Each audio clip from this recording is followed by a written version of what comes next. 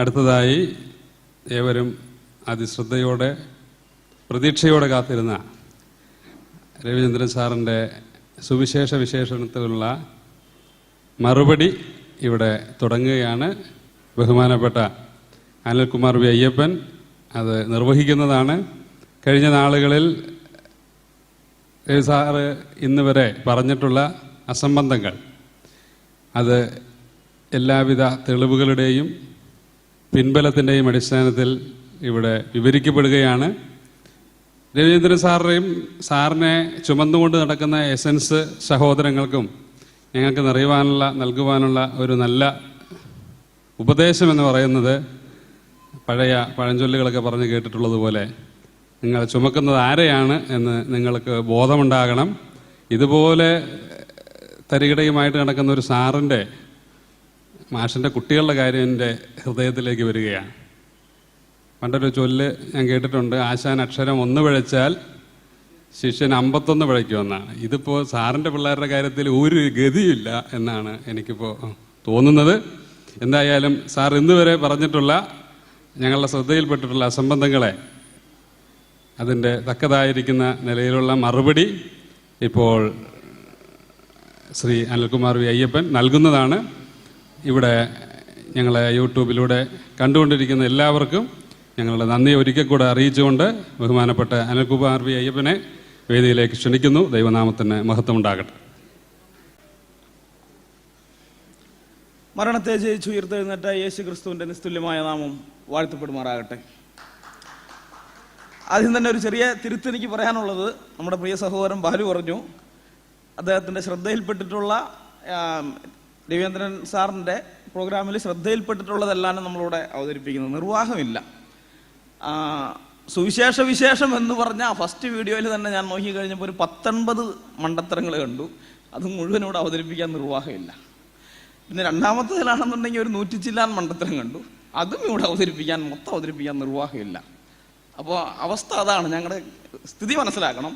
നമുക്ക് മൊത്തം പറയാൻ പറ്റുകയില്ല. എന്നാൽ കുറച്ച് കാര്യങ്ങൾ പറയാം. കാരണം ഇതൊരു തുടർമാനമാണ്. നമ്മൾ ഇനിയും വേറെ പ്രോഗ്രാം ചെയ്യുന്നുണ്ട്. ഇനി പ്രോഗ്രാം ആയിട്ട് ചെയ്തില്ലെങ്കിൽ തന്നെയും ഞങ്ങളിത് യൂട്യൂബ് വീഡിയോ ആയിട്ട് വാട്സാപ്പിന് വേണ്ടിയിട്ടുള്ളത് വേറെ ചെയ്യുന്നുണ്ട്.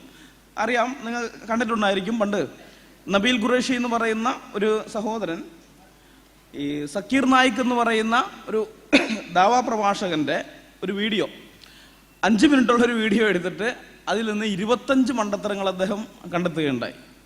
നിങ്ങൾ യൂട്യൂബിൽ സെർച്ച് ചെയ്താൽ കിട്ടും. 5 മിനിറ്റിൽ 25 മണ്ടത്തരങ്ങളെന്നും പറഞ്ഞിട്ട്. ഇദ്ദേഹം സക്കീർ നായിക്കിൻ്റെ ഉസ്താദാണെന്ന് തോന്നുന്നു രവീന്ദ്രൻ. അതുപോലെയാണ് കാര്യങ്ങൾ. അപ്പം അങ്ങനത്തെ ഒരു സ്ഥിതിയിലാണുള്ളത്. അതുകൊണ്ട് മൊത്തം നമുക്ക് പറയാനുള്ള സമയം ഇപ്പോൾ ഇവിടെ ഇല്ല. ഇവിടെ ഈ കേരളത്തിലെ നിരീശ്വരമതക്കാരിൽ ഒരു വിഭാഗം ആൾദൈവമായി കൊണ്ടു നടക്കുന്ന ആളാണ് ഈ രവീന്ദ്രൻ എന്ന് പറയുന്ന ആൾ.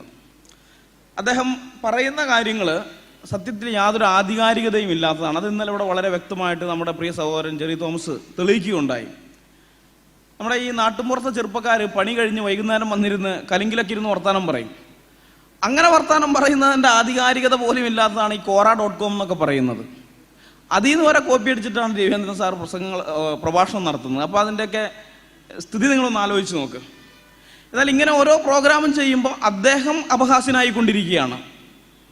രവിചന്ദ്രൻ ഇങ്ങനെ ഓരോ പ്രോഗ്രാമും ചെയ്യുമ്പോൾ യഥാർത്ഥത്തിൽ അദ്ദേഹം അപഹാസ്യനാകുകയാണ്. കാരണം ഒരു വിശ്വാസ്യത, അദ്ദേഹത്തിൻ്റെ ഒരു വിശ്വാസ്യതയുണ്ട്, അത് നഷ്ടപ്പെട്ടുകൊണ്ടിരിക്കുക. ഇവിടെ അദ്ദേഹം ഇങ്ങനെ ഈ ബൈബിളിനെ എതിർക്കാൻ വേണ്ടി, പരിഹസിക്കാൻ വേണ്ടി അദ്ദേഹം ചെയ്യുന്ന പ്രോഗ്രാമിന് അദ്ദേഹം കൊടുത്തിരിക്കുന്ന പേര് സുവിശേഷ വിശേഷം എന്നാണ്. അതിൻ്റെ സുവിശേഷ വിശേഷം പാർട്ട് 1, പാർട്ട് 2, പാർട്ട് 3 എന്നും പറഞ്ഞിട്ട് 5-6 ഉണ്ടെന്നാണ് അവർ പറയുന്നത്. 3 കഴിഞ്ഞു.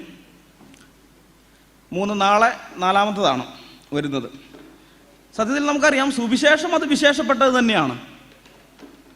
സുവിശേഷം വിശേഷപ്പെട്ടത് തന്നെയാണ്. ഇവിടെ 2 ദിവസത്തെ ഇൻഡോളജി പ്രോഗ്രാം കണ്ട എല്ലാവർക്കും അതറിയാം. എങ്ങനെയാണ് സുവിശേഷം ഈ നാടിനെ മാറ്റിമറിച്ചതെന്ന്, കേരളത്തെ ആകട്ടെ ഇന്ത്യ ആകട്ടെ എങ്ങനെയാണ് മാറ്റിമറിച്ചതെന്ന് നമുക്കറിയാം. അത് വിശേഷപ്പെട്ടത് തന്നെയാണ്. പക്ഷെ രവീന്ദ്രനെ പോലെയുള്ളവരൊക്കെ അത് പറയുമ്പോഴാണ് പ്രശ്നം വരുന്നത്. അതൊക്കെ കാണുമ്പോഴാണ് നമുക്ക് ഈ കാരണന്മാർ പറയാറില്ല, കുരങ്ങൻ്റെ കയ്യിൽ പൂമാല കിട്ടിയ പോലെ എന്നൊക്കെ. അതൊക്കെ എന്താണ് നമുക്ക് എപ്പോഴാണ് മനസ്സിലാകുന്നത്. ഇനി ഞാൻ അധികം ദീർഘിപ്പിക്കുന്നില്ല, നേരെ വിഷയത്തിലേക്ക് കിടക്കുകയാണ്. ഞാനിവിടെ ഇന്നലെ ജെറി ബ്രദർ പറഞ്ഞതുപോലെ അക്കാദമിക് ലെവലിൽ നിന്നുള്ളൊരു മറുപടി പറയാനല്ല താല്പര്യപ്പെടുന്നത്. കാരണം ഞാൻ ഉദ്ദേശിക്കുന്നത് ജനങ്ങളുടെ ചില തെറ്റിദ്ധാരണകൾ മാറണം എന്നുള്ളതാണ്. അവരെ തെറ്റിദ്ധാരണകൾ മാറ്റണം. കാരണം നാട്ടുകാർക്കൊക്കെ ഒരു സാധാരണ ഒരു ചിന്തയുണ്ടാകും, ഒരു അസിസ്റ്റന്റ് പ്രൊഫസറായിരിക്കുന്ന വ്യക്തി എന്ന് പറയുമ്പോൾ ആ തസ്തികയിലിരിക്കുന്ന വ്യക്തി എന്നൊക്കെ പറഞ്ഞു കഴിഞ്ഞാൽ എന്താണ്, വിശ്വസിക്കാൻ കൊള്ളാകുന്ന ട്രസ്റ്റ് വർത്തി ആയിട്ടുള്ളൊരു വ്യക്തിയായിരിക്കും എന്നുള്ളത്. ആ ഒരു ധാരണയെ, ജനങ്ങൾക്കുള്ള ആ ഒരു ധാരണയെ മുതലെടുത്തിട്ടാണ് രവീന്ദ്രനും എസൻസും ഒക്കെ ഇങ്ങനെ നാട്ടുകാരെ പറ്റിച്ച് നടക്കുന്നത്. അപ്പോൾ ആ തെറ്റിദ്ധാരണ, നാട്ടുകാർക്ക് രവീന്ദ്രനെ കുറിച്ചുള്ള ആ തെറ്റിദ്ധാരണ ഒന്ന് മാറ്റണം എന്നാണ് ഞാൻ ആഗ്രഹിക്കുന്നത്. ഇവിടെ ഇദ്ദേഹം സുവിശേഷ വിശേഷം എന്ന് പറഞ്ഞിട്ട് ചെയ്ത ആ സീരീസിലെ പ്രധാനപ്പെട്ട രണ്ടെണ്ണം വെള്ളയിൽ വരുമ്പോൾ സുവിശേഷ വിശേഷം, ഇത് രണ്ടിൽ നിന്നാണ് ഞാൻ കൂടുതൽ എടുത്തിരിക്കുന്നത്. പുതിയ വീഡിയോ അവർ മിനിയാന്ന് അപ്ലോഡ് ചെയ്തിട്ടേ ഉള്ളൂ. അതിലത്തെ ഒരു ക്ലിപ്പ് മാത്രമേ ഞാൻ എടുത്തിട്ടുള്ളൂ, അത് നമുക്ക് കാണാം. എന്നാൽ ഇദ്ദേഹത്തിന് ഞാൻ ഓരോ പോയിന്റായിട്ട് പറയുകയാണ്. പുതിയ നിയമ പുസ്തകങ്ങളുടെ ഉള്ളടക്കത്തെക്കുറിച്ച് യാതൊരു ഗ്രാഹ്യവും ഇദ്ദേഹത്തിനില്ല. ഇദ്ദേഹം സുവിശേഷത്തെക്കുറിച്ച് പറയാൻ പോകണമെന്നാണ് പറയുന്നത്. പക്ഷെ ഇതിന് ഏത് പുസ്തകത്തെക്കുറിച്ചാണോ പറയുന്നത് ആ പുസ്തകത്തിൻ്റെ ഉള്ളടക്കത്തെക്കുറിച്ച് യാതൊരു അറിവുമില്ല. അത് നമുക്ക് നോക്കാം. ഇനി ഞാൻ മാർക്കിൻ്റെ ഗോസ്പൽ ഇച്ചിരി ഡള്ളാണ് എന്ന് പറഞ്ഞെങ്കിലും ചില വരികൾ, ഏറ്റവും ഫേമസ് ആയിട്ടുള്ള പല വരികളും മാർക്കിൻ്റേതായിട്ടുണ്ട്. അതെല്ലാം തന്നെ വളരെ പ്രസിദ്ധങ്ങളാണ്. ഒരു ഉദാഹരണമായിട്ട് യേശുവിനെ വിലാപ വീതിയിലൂടെ കൊണ്ടുപോകുന്നത് 16:8 ചോദിക്കുന്നുണ്ട്, ജെറുസലേം പുത്രിമാരെ, അല്ലെങ്കിൽ ജെറുസലേമിലെ സ്ത്രീകളെ, നിങ്ങൾ എനിക്ക് വേണ്ടി കരയണ്ട, നിങ്ങൾക്ക് വേണ്ടി കരയൂ, നിങ്ങളുടെ മക്കൾക്ക് വേണ്ടി കരയൂ എന്ന് പറയുന്നതിൻ്റെ സ്ഥാനത്ത് പറയുന്നുണ്ട്. പച്ച മരത്തോട് ഇവരിതാണ് ചെയ്യുന്നതെങ്കിൽ ഉണങ്ങിയ മരത്തോട് എന്താണ് ചെയ്യുക എന്ന് പറയുന്നത്. ഇതൊക്കെ വളരെ ഹൈലി ലിറ്റററി ക്വാളിറ്റി ഉള്ള ഉപമകളാണ് പുള്ളി ഉപയോഗിക്കുന്നത്. അങ്ങനെ കുറേ ഉപമകൾ മാർക്കിലുണ്ട്. പക്ഷേ പ്രധാനപ്പെട്ട പാരബിൾസ് ഒന്നും, കടങ്കഥകളൊന്നും മാർക്കിൽ വരുന്നില്ല. അദ്ദേഹം പറയുന്നത് കേട്ടോ, മർക്കോസിൻ്റെ സുവിശേഷത്തിലുള്ള വാക്യമാണെന്ന് പറഞ്ഞിട്ടാണ് അത് അവതരിപ്പിക്കുന്നത്. പച്ചമരത്തോട് ഇങ്ങനെ ചെയ്താൽ ഉണങ്ങിയതിനോട് എന്ത് ചെയ്യും എന്നൊക്കെ പറയുന്നത്. മർക്കോസിൻ്റെ സുവിശേഷത്തിൽ അങ്ങനെ ഒരു വാക്യമുണ്ടോ? ഉണ്ടോ? മർക്കോസിലില്ല, അത് കിടക്കുന്നത് ലൂക്കോസിലാണ്. ലൂക്കോസിൻ്റെ സുവിശേഷം 23-ാം അധ്യായത്തിലാണ്. അതിൻ്റെ 28 മുതൽ 31 വരെയുള്ള വാക്യങ്ങളാണ്. സംഗതി എന്താണെന്ന് വെച്ച് കഴിഞ്ഞാൽ, കോപ്പി അടിച്ച വെബ്സൈറ്റ് വളരെ മോശമായി പോയി. അവരെങ്ങനെയാണ് കൊടുത്തിരിക്കുന്ന റെഫറൻസ് അത് പുള്ളി അങ്ങനെ തന്നെ എടുത്തു. അതിൻ്റെ കുഴപ്പമായത്, കോപ്പി അടിക്കുന്നെങ്കിൽ നല്ല സൈറ്റുകളിലൊക്കെ പോയിട്ട് കോപ്പി അടിക്കണം. സ്റ്റാൻഡേർഡ് കുറഞ്ഞെടുത്ത് പോയാൽ ഇങ്ങനെയൊക്കെ ഇരിക്കും. അത് മർക്കോസിൻ്റെ സുവിശേഷത്തിലല്ല, അത് ലൂക്കോസിൻ്റെ സുവിശേഷത്തിലാണ്. ഇനി അടുത്തത് നോക്കിക്കോ, അടുത്ത വീഡിയോ എടുത്തേ. ചെല്ല് പറയുന്നു, ഈ സ്നാപക യോഹന്നാൻ ജോൺ ദ ബാപ്റ്റിസ്റ്റിൻ്റെ 2ാം ജന്മമാണെന്ന് പറയുന്നു. അപ്പം യേശു ചോദിക്കും, നിങ്ങൾക്കറിയില്ലേ ഞാൻ ആരാണ് എന്ന് ചോദിക്കുമ്പം അവർ പറയുന്നു, ഞങ്ങൾക്കറിയില്ല. അപ്പോഴാണ് പീറ്ററിനോട് ചോദിക്കുന്നു. പീറ്റർ പറയുന്നു, എനിക്കറിയാം, യു ആർ ദ മെസ്സേയ എന്ന് പറയുന്നു, നിങ്ങൾ മെസ്സിഹയാണ് എന്ന് പറയുന്നു. ആദ്യമായിട്ട് യേശു മെസ്സിഹയാണ് എന്ന് പറയുന്നത് പീറ്ററാണ്. അദ്ദേഹം പറയുന്നത് കേട്ടോ, ഞാൻ ആരാണെന്ന് നിങ്ങൾക്ക് അറിയില്ലേ എന്ന് യേശു ശിഷ്യന്മാരോട് ചോദിച്ചപ്പോൾ ശിഷ്യന്മാർ പറഞ്ഞു, ഞങ്ങൾക്കറിയില്ല എന്ന്. ശിഷ്യന്മാർ അങ്ങനെ പറഞ്ഞിട്ടുണ്ടോ? അങ്ങനെ പറഞ്ഞു, ഞങ്ങൾക്കറിയില്ല എന്ന്. അങ്ങനെ ഒന്നും പറഞ്ഞില്ല. ജനങ്ങൾ മനുഷ്യപുത്രനെ കുറിച്ച് എന്ത് പറയുന്നു? അപ്പോൾ ജനങ്ങളുടെ അഭിപ്രായം പറഞ്ഞു. എന്നിട്ട് യേശു ക്രിസ്തു ചോദിച്ചു, നിങ്ങൾ എന്ത് പറയുന്നു മനുഷ്യനെ കുറിച്ച്? ഉടനെ പത്രോസ് പറഞ്ഞു, നീ ജീവനുള്ള ദൈവത്തിൻ്റെ പുത്രനായ ക്രിസ്തു എന്ന് പറഞ്ഞു. പക്ഷെ ഇദ്ദേഹം പറഞ്ഞതാണ്, ശിഷ്യന്മാർക്ക് ആർക്കും അറിയില്ല, നീ ആരാണെന്ന് ഞങ്ങൾക്ക് അറിയില്ല എന്ന്. ഇത് യോഹന്നാന്റെ സുവിശേഷം ഒന്ന് വായിച്ചിരുന്നെങ്കിൽ ഇങ്ങനെ ഒരു അബദ്ധം അദ്ദേഹം പറയില്ല. കാരണം യോഹന്നാന്റെ സുവിശേഷം 1-ാം അധ്യായം 40-41 വാക്യങ്ങളിൽ അവിടെ നമ്മളിങ്ങനെയാണ് വായിക്കുന്നത്. യോഹന്നാൻ പറഞ്ഞത് കേട്ട് അവൻ അനുഗമിച്ച 2 പേരിൽ ഒരുത്തൻ ശിമോൻ പത്രോസിന്റെ സഹോദരനായ അന്ത്രയോസ് ആയിരുന്നു. അവൻ തന്റെ സഹോദരനായ ശിമോനെ ആദ്യം കണ്ട് അവനോട്, ഞങ്ങൾ മശീഹയെ എന്ന് വെച്ചാൽ ക്രിസ്തുവെ കണ്ടെത്തിയിരിക്കുന്നു എന്ന് പറഞ്ഞു. യേശു ക്രിസ്തുവിന്റെ പരസ്യ ശുശ്രൂഷയുടെ ആരംഭകാലത്ത് ശിഷ്യന്മാരെ വിളിച്ചുകൊണ്ടിരിക്കുന്ന സമയമാണ്, എന്നെ അനുഗമിക്കാന്ന് പറഞ്ഞ് വിളിച്ചുകൊണ്ടിരിക്കുന്ന സമയം. ആ സമയത്തായത് ഫസ്റ്റ് വന്നപ്പോൾ തന്നെ അവർക്ക് മനസ്സിലായി ഇവൻ ആരാണെന്ന്. അവിടെ പത്രോസിനോട് എന്നിട്ട് പത്രോസിന്റെ സഹോദരൻ അന്ത്രയോസാ പറയുന്നത്, ഞങ്ങൾ മശീഹയെ ക്രിസ്തുവിനെ കണ്ടെത്തിയെന്ന്. ഇനി അതിൻ്റെ പിറ്റേ ദിവസം യേശു ഗലീലയ്ക്ക് പുറപ്പെടാൻ നിൽക്കുകയാണ്. ആ സമയത്താണ് ഫിലിപ്പോസിനെ കാണുന്നത്. അപ്പോൾ ഫിലിപ്പോസിനോട് പറഞ്ഞ് ഞാൻ അനുഗമിക്കാൻ പറഞ്ഞു. ഫിലിപ്പോസ് അനുഗമിച്ചു. ഫിലിപ്പോസ് പത്രോസിൻ്റെ നാട്ടുകാരനാണ്. അപ്പം അദ്ദേഹം പോയിട്ട് തൻ്റെ സ്നേഹിതനായ നദനയോട് പറയുന്നുണ്ട്, എന്താണ്? ന്യായപ്രമാണത്തിൽ മോശയും പ്രവാചകന്മാരും എഴുതിയിരിക്കുന്നവനെ കണ്ടെത്തിയിരിക്കുന്നു, അവൻ യോസേഫിന്റെ പുത്രനായ യേശു എന്ന നസറേത്തുകാരൻ തന്നെ. അവിടെ പറയാണ്, ന്യായപ്രമാണത്തിൽ മോശയും പ്രവാചകന്മാരും എഴുതിയിരിക്കുന്നത് ആരെക്കുറിച്ചാണ്? മശിഹയെക്കുറിച്ചാണ്. ഞങ്ങൾ മശിഹയെ കണ്ടെത്തി. അപ്പം ഇവർക്ക് ആരംഭത്തിലേ അറിയാം ഇവ മശിഹയാണെന്ന്. അവർക്ക് അറിയാത്ത സംഗതി ദൈവമാണ് മനുഷ്യനായിട്ട് വന്നിരിക്കുന്നത് എന്നുള്ള കാര്യമാണ് അവർക്ക് മനസ്സിലാകാതിരുന്നത്. അത് മനസ്സിലായത് പിന്നീടാണ്. ഇപ്പോൾ അവർ അത് ഈ സ്റ്റാർട്ടിങ്ങിൽ അവർക്ക് ദൈവമാണ് മനുഷ്യനായി വന്നിരിക്കുന്നത്, മശിഹയായിട്ട് വന്നിരിക്കുന്നത് അറിയില്ല. അവരെ സംബന്ധിച്ച് ഇവ മശിഹയാണെന്നുള്ള അറിയാം, ഒരു പ്രശ്നമില്ല. ഇനി നമ്മൾ യോഹന്നാന്റെ സുവിശേഷം 4-ാം അധ്യായത്തിലേക്ക് വരുമ്പോൾ അവിടെ ശമരിയക്കാരി സ്ത്രീയോട് യേശുക്രിസ്തു പറയുന്നുണ്ട്, നിന്നോട് സംസാരിക്കുന്ന ഞാൻ തന്നെ മശിഹ എന്ന് പറയുന്നുണ്ട്. ഇത് ഇത്രയും തെളിവുകൾ ഉണ്ടായിട്ടാണ് അദ്ദേഹം പറയുന്നത് യേശു മശിഹയാണെന്നുള്ള കാര്യം ശിഷ്യന്മാർക്ക് ആർക്കും അറിഞ്ഞുകൂടായിരുന്നു എന്ന്. ഇത് പുസ്തകം വായിക്കാത്തതുകൊണ്ടാണ്, ബൈബിൾ വായിച്ചിട്ടില്ല, അതുകൊണ്ടുള്ള പ്രശ്നമാണ്. ഇനി അടുത്ത വീഡിയോ കൂടി നോക്കിക്കോട്ടെ. പോളെ ശരിക്കും ക്രിസ്തുവിനെ കാണുന്നത് പുള്ളിക്കൊരു മാനസികമായ വിഹുലത ഉണ്ടാവുകയാണ്. ഡമാസ്കസിലേക്ക്, ദ റോഡ് ടു ഡമാസ്കസ് എന്ന് പറയും. അങ്ങോട്ട് പോകുമ്പോൾ പോളിൻ്റെ വഴിമധ്യേ ക്രിസ്തു ഇങ്ങനെ എന്താ പറയുന്നതിന് ഒരു മാനസിക വിഭ്രാന്തി കാണുകയാണ്. ഞാനേ കണ്ടോളൂ, ഞാൻ മാത്രമേ കണ്ടോളൂ, ആ രീതിയിൽ കാണുകയാണ്. കണ്ടു കഴിഞ്ഞപ്പോൾ ക്രിസ്തു ഇങ്ങനെ ഫുൾ ഗ്ലാമറിൽ ഇങ്ങനെ വരികയാണ് പോളിൻ്റെ മുന്നിൽ. പുള്ളി ഇത് കണ്ടിട്ട് പുള്ളി അവിടെ സൂൺ ചെയ്ത് വീണു എന്നാണ് പറയുന്നത്. 3 ദിവസം പുള്ളി അന്ധനായിപ്പോയി ഈ ക്രിസ്തുവിനെ കണ്ടിട്ട്. പിന്നെ എങ്ങനെയാണ് പുള്ളി ഡമാസ്കസിൽ എഴഞ്ഞും നീന്തിയൊക്കെയാണ് ഡമാസ്കസിൽ ചെല്ലുന്നത്. കണ്ടോ, എഴഞ്ഞും നീന്തിയുമാണ് ഡമാസ്കസിലെത്തിയതെന്ന്. പുസ്തകം വായിച്ചാൽ ഈ അബദ്ധം പറയില്ല. പുസ്തകത്തിൽ എന്താ എഴുതിയിരിക്കുന്നത്? അപ്പോസ്തല പ്രവൃത്തി 9-ാം അധ്യായത്തിന്റെ 7-8 വാക്യങ്ങൾ. അവനോടുകൂടെ പ്രയാണം ചെയ്ത പുരുഷന്മാർ ശബ്ദം കേട്ടുവെങ്കിലും ആരെയും കാണാതെ മരവിച്ചു നിന്നു. ശൗൽ നിലത്ത് നിന്ന് എഴുന്നേറ്റ് കണ്ണു തുറന്നാറെ ഒന്നും കണ്ടില്ല. അവർ അവനെ കൈക്ക് പിടിച്ച് ദമസ്കസിൽ കൂട്ടിക്കൊണ്ടുപോയി. കൂടെ ഉണ്ടായിരുന്നവർ പൗലോസിന്റെ കൈക്ക് പിടിച്ച് ദമാസ്കസിലേക്ക് കൂട്ടിക്കൊണ്ടുപോയി എന്ന് വ്യക്തമായി എഴുതി വെച്ചിരിക്കുക. അദ്ദേഹം പറയാ എഴഞ്ഞും നീന്തിയും പോയി എന്ന്. ആലോചിച്ച് നോക്ക്, ഇതാണ് പുസ്തകം വായിക്കാത്തതിന്റെ കുഴപ്പം. ഇത് ഈ വെബ്സൈറ്റിൽ പോയി കോപ്പി അടിച്ചു കഴിഞ്ഞാൽ ഇങ്ങനെ ഇരിക്കും. നിങ്ങൾ പുസ്തകം വായിക്കേ, ഫ്രീ ആയിട്ട് ഞങ്ങൾ തരാം ബൈബിള്, ഞങ്ങൾക്ക് കുഴപ്പമൊന്നുമില്ല, ഞങ്ങൾ തരാം. നിങ്ങളെപ്പോലെ ഞങ്ങൾ ഇവരുടെ ഇതെന്നൊക്കെ പറഞ്ഞു കഴിഞ്ഞാൽ പൈസ ഇല്ലാണ്ട് ഒരു സാധനം ഇവർ കൊടുക്കില്ല, ഒരു കടലാസ് കഷ്ണം പോലും ഇവർ കൊടുക്കുകയല്ല. അതുപോലെയല്ല നമ്മൾ ഫ്രീ ആയിട്ട് കൊടുക്കുന്നവരാ. അപ്പോൾ മനസ്സിലാക്കേണ്ട, രവീന്ദ്രനോട് എനിക്ക് പറയാനുള്ളൊരു കാര്യം എന്ന് പറയുന്നത്, ഈ വെബ്സൈറ്റിലൊക്കെ പോയിട്ട് എന്തെങ്കിലും വാരി വലിച്ചു തിന്ന് അത് ഈ മണ്ടന്മാരായ അണികളുടെ മുമ്പിൽ ഛർദ്ദിച്ച് വെക്കുന്നതല്ല വിമർശനം എന്ന് പറയുന്നത്. വിമർശനം എന്ന് പറയുന്നത് അതല്ല. ഒരു പുസ്തകത്തെ നിങ്ങൾ വിമർശിക്കണം. ഇദ്ദേഹം പരിഹസിക്കുന്നുണ്ട്, പഠിച്ചിട്ട് വിമർശിക്കൂ സുഹൃത്തെ എന്നും പറഞ്ഞിട്ട് പരിഹസിക്കുന്നതാ. പരിഹസിക്കൊന്നും വേണ്ട. നിങ്ങളൊരു പുസ്തകത്തെ വിമർശിക്കണമെങ്കിൽ ആ പുസ്തകത്തെക്കുറിച്ച് നിങ്ങൾ പഠിച്ചിരിക്കണം. പക്ഷെ നിങ്ങൾക്ക് പഠിക്കാനുള്ള കപ്പാസിറ്റി ഇല്ല, അത് ഞാൻ സമ്മതിക്കുന്നു. അതുകൊണ്ട് അറ്റ്ലീസ്റ്റ് നിങ്ങളൊന്ന് വായിക്കുകയെങ്കിലും ചെയ്തിരിക്കണം. ഒരു പുസ്തകം വായിക്കുക പോലും ചെയ്യാതെയാണോ വിമർശിക്കാൻ വരുന്നത്? ഞാൻ എൻ്റെ സ്വന്തം അനുഭവം പറയാം.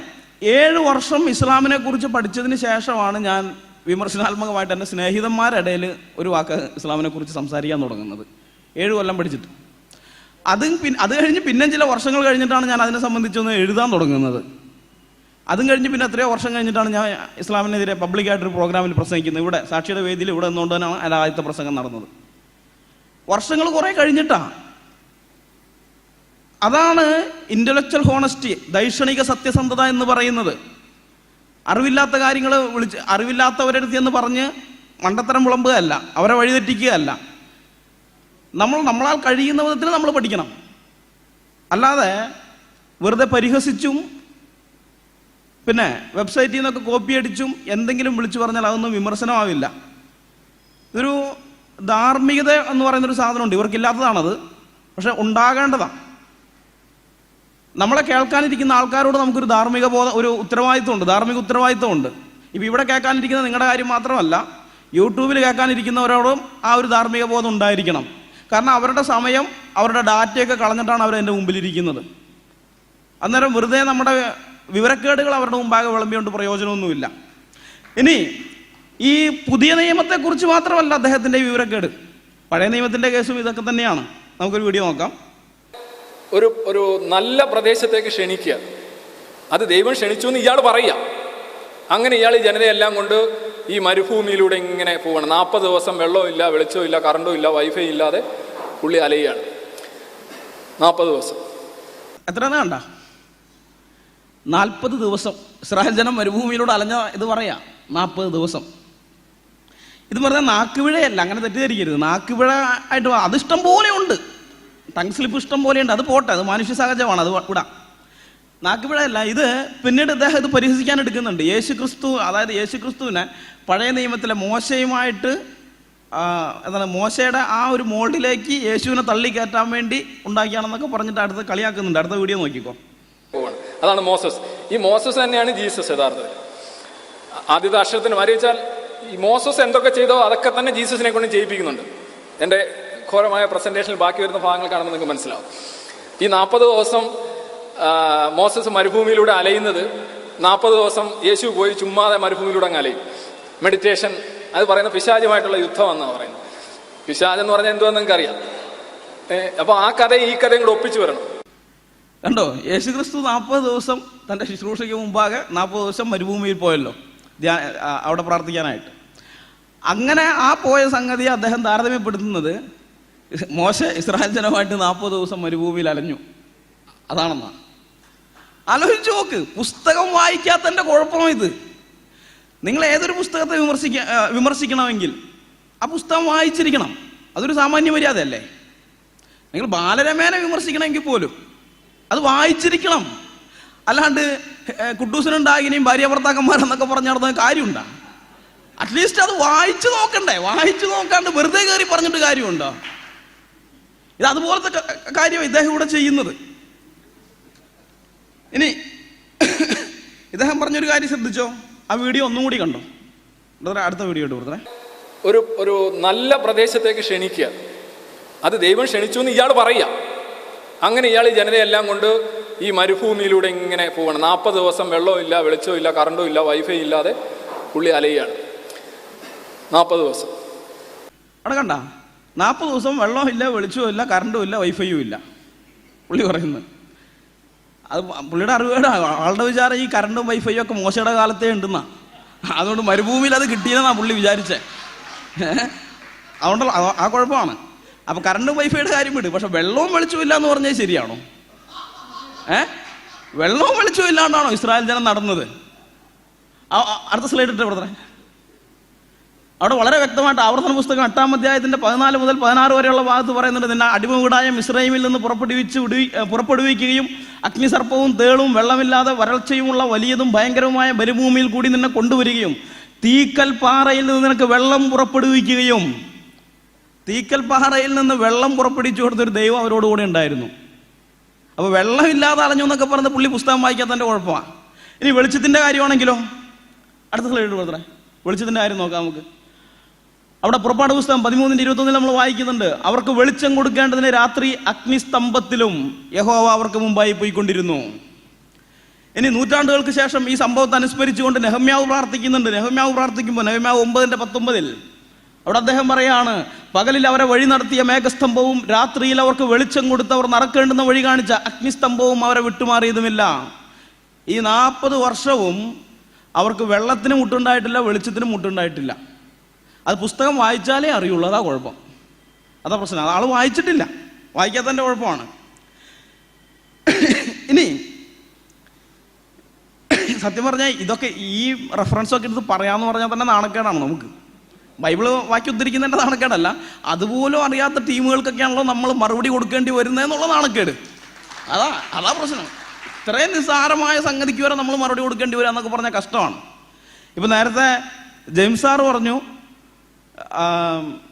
അവിടുത്തെ തൊട്ടടുത്തുള്ള സുവോളജി ഡിപ്പാർട്ട്മെൻറ്റിൽ പോയി ചോദിച്ചാൽ മതി, അവരിന്ന് കിട്ടുമെന്ന് പറഞ്ഞു.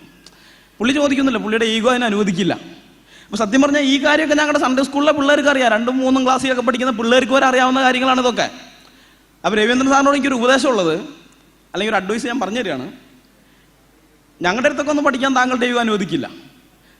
താങ്കളുടെ പരിചയത്തിലുള്ള ക്രിസ്ത്യൻ സുഹൃത്തുക്കളൊക്കെ കാണുമല്ലോ, അവരുടെ വീട്ടിലേക്ക് ഇടയ്ക്ക് ഒരു ഫ്രണ്ട്ലി വിസിറ്റിനങ്ങ് പോകണം. എന്നിട്ട് അവിടുത്തെ പിള്ളേർ കാണും, ചെറിയ പിള്ളേരൊക്കെ ഉണ്ടല്ലോ, ആരൊക്കെ വിളിച്ചിടാ നിന്റെ ബൈബിൾ പരിചയം ഒന്ന് നോക്കട്ടെ എന്നൊക്കെ ചോദിച്ചതിനോട് സംശയം ചോദിച്ചാൽ മതി. ചോദിക്കുമ്പോൾ ചക്കനോ ബൈബിൾ അറിയുമോ അറിയാൻ വേണ്ടിയിട്ട് നമ്മൾ ചോദിക്കുന്ന പോലെ സാറ് ചോദിച്ചാൽ മതി. അല്ലാണ്ട് സാറ് പഠിക്കാൻ വേണ്ടി ചോദിക്കുന്ന പോലെ ഒന്നും ചോദിക്കണ്ട, അവൻ മണിമണിയായിട്ട് പറഞ്ഞു തരും. ആ പിള്ളേർക്ക് വരെ അറിയാവുന്ന കാര്യമാണ് സാറ് ഇതൊക്കെ. ഇനി അടുത്ത വിവരക്കേട് നോക്കാം. ഇനി ഞാൻ പറഞ്ഞു, കഴിഞ്ഞ പ്രാവശ്യം പറഞ്ഞാണ്, ഈ ജുഡായ എന്ന് പറയുന്ന സ്ഥലമാണ്, ജുഡായയിൽ നിന്നാണ് ജൂതന്മാരുണ്ടാവുന്നത്, തിരുവനന്തപുരം ഡിസ്ട്രിക്ട്. പുള്ളി പറഞ്ഞ കേട്ടാ, ഇത് കഴിഞ്ഞ പ്രാവശ്യം പറഞ്ഞെന്ന് പറഞ്ഞാൽ ഇന്നാണ് അടുത്ത വീഡിയോ പറഞ്ഞത്. ഇസ്രായേൽ ഒരു തിരുവനന്തപുരം മുതൽ എറണാകുളം വരെ കൂട്ടിക്കും, അത്രേ ഉള്ളൂ യഥാർത്ഥത്തിൽ കറക്റ്റ്.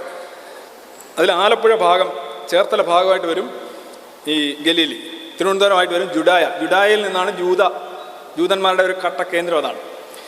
ഇതാണ് പറഞ്ഞത്, ജുഡായിൽ നിന്നാണ് ജൂതന്മാരുണ്ടായത്. ആണോ?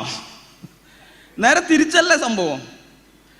ഇവർ കനാൻ നാട്ടിൽ ചെന്ന് കഴിഞ്ഞപ്പോൾ കനാൻ നാടിനെ വിഭജിച്ച് 12 ഗോത്രങ്ങൾക്ക് കൊടുത്തു.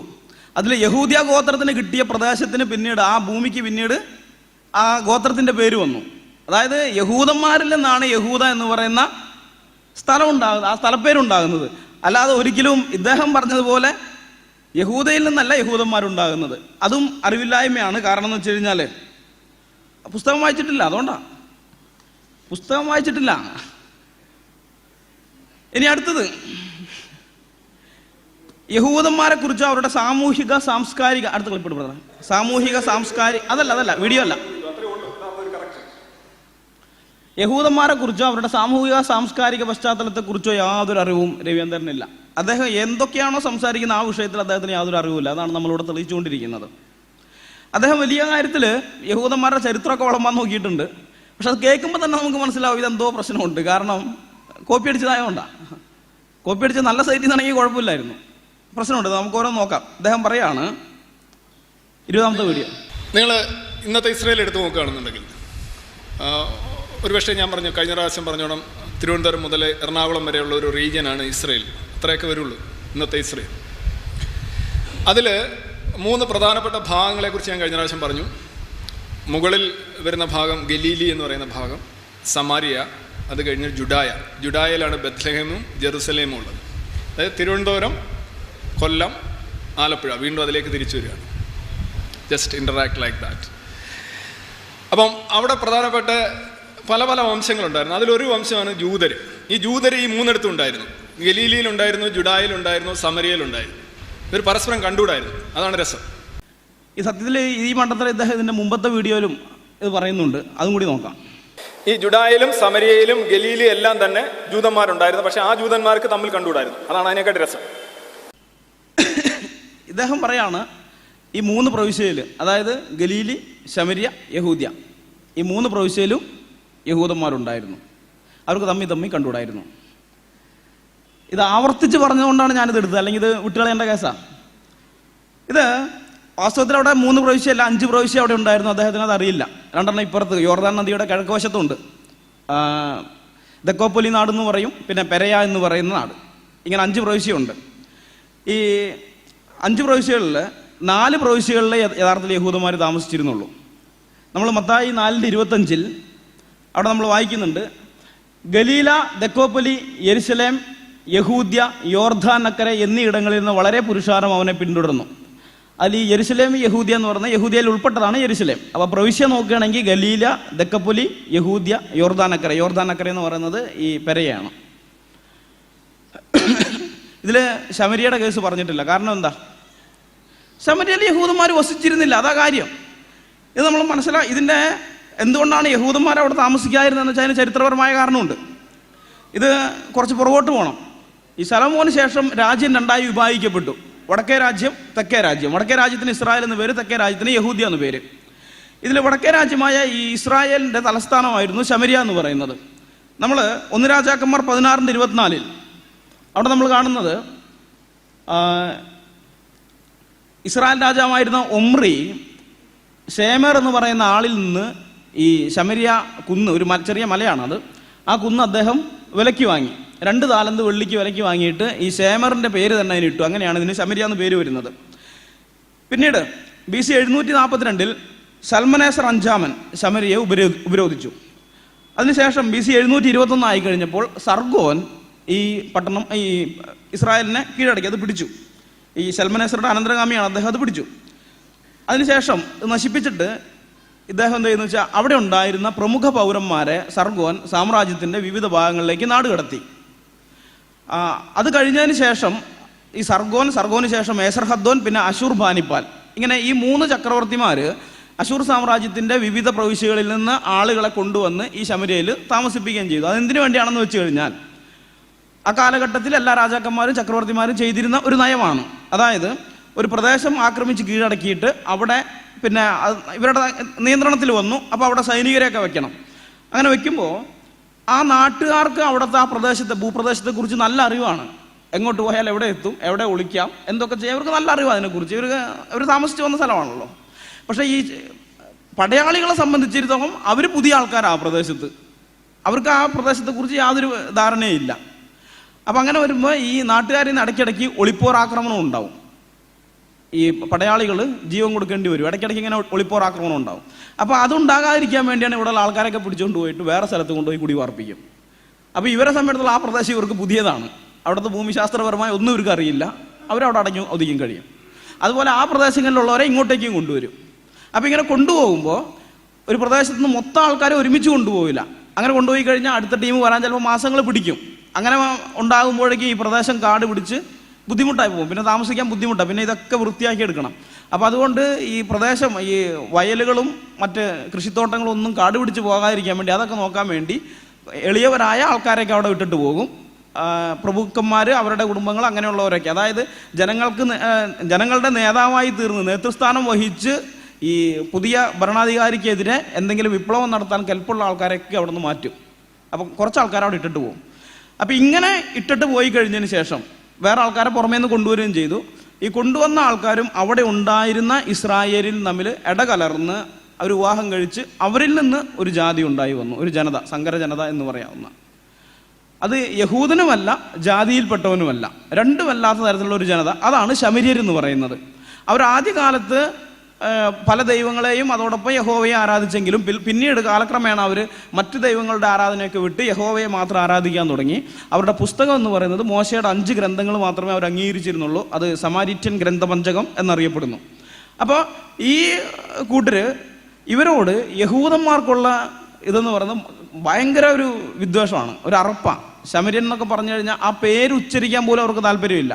അത് മനസ്സിലാക്കുന്ന ഒരു ഇതുണ്ട്. നമ്മുടെ കർത്താവിൻ്റെ ശമര്യക്കാരൻ്റെ ഉപമ പറയുന്ന സമയത്ത് കർത്താവ് ശമര്യക്കാരൻ എന്ന് പറഞ്ഞിട്ടാണ് ഉപമ പറയുന്നത്. എന്നാൽ അവനോട് ചോദിക്കുന്നുണ്ട്, ഇതിലാരാണ് നല്ല അയൽക്കാരൻ, നല്ല സ്നേഹിതൻ ആരാന്ന് ചോദിച്ചു. അപ്പോൾ ആ ശാസ്ത്രി പറയേണ്ട ഉത്തരം എന്താ? ശമര്യക്കാരൻ എന്നാ പറയണ്ടേ, അല്ലേ? ആകെ 3-4 കഥാപാത്രമേ ഉള്ളൂ. ശമര്യക്കാരനുണ്ട്, പിന്നെ ഒരു വഴിപോക്കനുണ്ട്, പിന്നെ ലേവിയുണ്ട്, പുരോഹിതനൊക്കെയാണുള്ളത്. അപ്പോൾ ആരാ നല്ല അയൽക്കാരെന്ന് ചോദിച്ചു കഴിഞ്ഞാൽ ശമര്യക്കാരെന്ന് പറയണം. പക്ഷെ അയാൾ പറയുന്ന ഉത്തരം എന്താണെന്നറിയോ? അവനോട് കരുണ കാണിച്ചവൻ തന്നെ. അതായത് ശമര്യക്കാരൻ എന്നുള്ള പേര് ഉച്ചരിക്കാൻ പോലും അവന് താല്പര്യമില്ല. മനസ്സിലായോ? അതുപോലും അവന് വെറുപ്പാണ്. അവനോട് കരുണ കാണിച്ചവൻ മറുപടിയായി. പക്ഷെ ഇതാണ് അവരുടെ മെൻറ്റാലിറ്റി, അങ്ങനെയുള്ള ആൾക്കാരാണ്. ഇനി ഇതിൻ്റെ വേറെ രസമുണ്ട്. ഈ ശമര്യർ യഹൂദന്മാർ, അവർ മതഭക്തിയുള്ള എല്ലാ യഹൂദന്മാരും കൊല്ലത്തിൽ 3 പ്രാവശ്യം യെരുശലേം ദൈവാലയത്തിലേക്ക് വരണം, നമുക്കറിയാം. അപ്പോൾ അങ്ങനെ വരുമ്പോൾ ഇതാണ് ആ പ്രദേശത്തിൻ്റെ മാപ്പെന്ന് പറയുന്നത്. ഗലീലി, ശമര്യ, യഹൂദ്യ, ദെക്കോപ്പൊലി നാട്, പെരയ. അപ്പോൾ അതിൽ മുകളിലുള്ള അടുത്ത ക്ലിപ്പിട്ട് കൊടുക്കണം. അതെ, ഇവർക്ക് വരണമെങ്കിൽ, ഈ ഗലീലയിൽ കിടക്കുന്ന ആൾക്കാർക്ക് യഹൂദയിൽ വരണമെങ്കിൽ നല്ല റൂട്ട് എന്ന് പറയുന്നത് ഈ ശമര്യയിൽ സുക്കോർ എന്ന് പറയുന്നൊരു പട്ടണമുണ്ട്. ആ സുക്കോർ എന്ന് പറയുന്ന പട്ടണത്തിൽ കൂടെയുള്ളൊരു വഴിയുണ്ട്. ഇത് ആ കാലഘട്ടത്തിലെ അന്താരാഷ്ട്ര സഞ്ചാരപാതയാണ്. കാരണം കച്ചവടക്കാർ വ്യാപാര ആവശ്യത്തിനൊക്കെ വേണ്ടി പോയിക്കൊണ്ടിരുന്ന പാതയാണ്. അത് നേരെ എത്തുന്നത് അലക്സാന്ദ്രിയയിലേക്കാണ്, ഈജിപ്തിലെ അലക്സാന്ദ്രിയയിലേക്കാണ്. അപ്പോൾ എളുപ്പവഴി അതാ, അധികം ബുദ്ധിമുട്ടൊന്നുമില്ലാതെ 85 മൈൽ അഥവാ 136 കിലോമീറ്റർ കൊണ്ട് ഇവരിവിടെ എത്തും. ഒരു 2-2.5 ദിവസത്തെ വഴി ദൂരം ഉള്ളൂ. അത്ര ദൂരം കൊണ്ട് ഇവിടെ എത്താൻ പറ്റും. പക്ഷേ ഇവരെങ്ങനെയാണ് പോകുന്നതെന്നറിയാം? യഹൂദന്മാർ, ഗലീലയിൽ കിടക്കുന്ന യഹൂദന്മാർ എങ്ങനെ പോയിരുന്നതെന്നറിയോ? അതാണ് നമ്മൾ ആ കാണുന്ന ഇത്. അവർ ഗലീലയിലുള്ളവർ നേരെ ഈ യോർദാൻ നദി ക്രോസ് ചെയ്ത് അക്കരെ കിടക്കും, ദെക്കോപ്പൊലി നാട്ടിലേക്ക് കിടക്കും.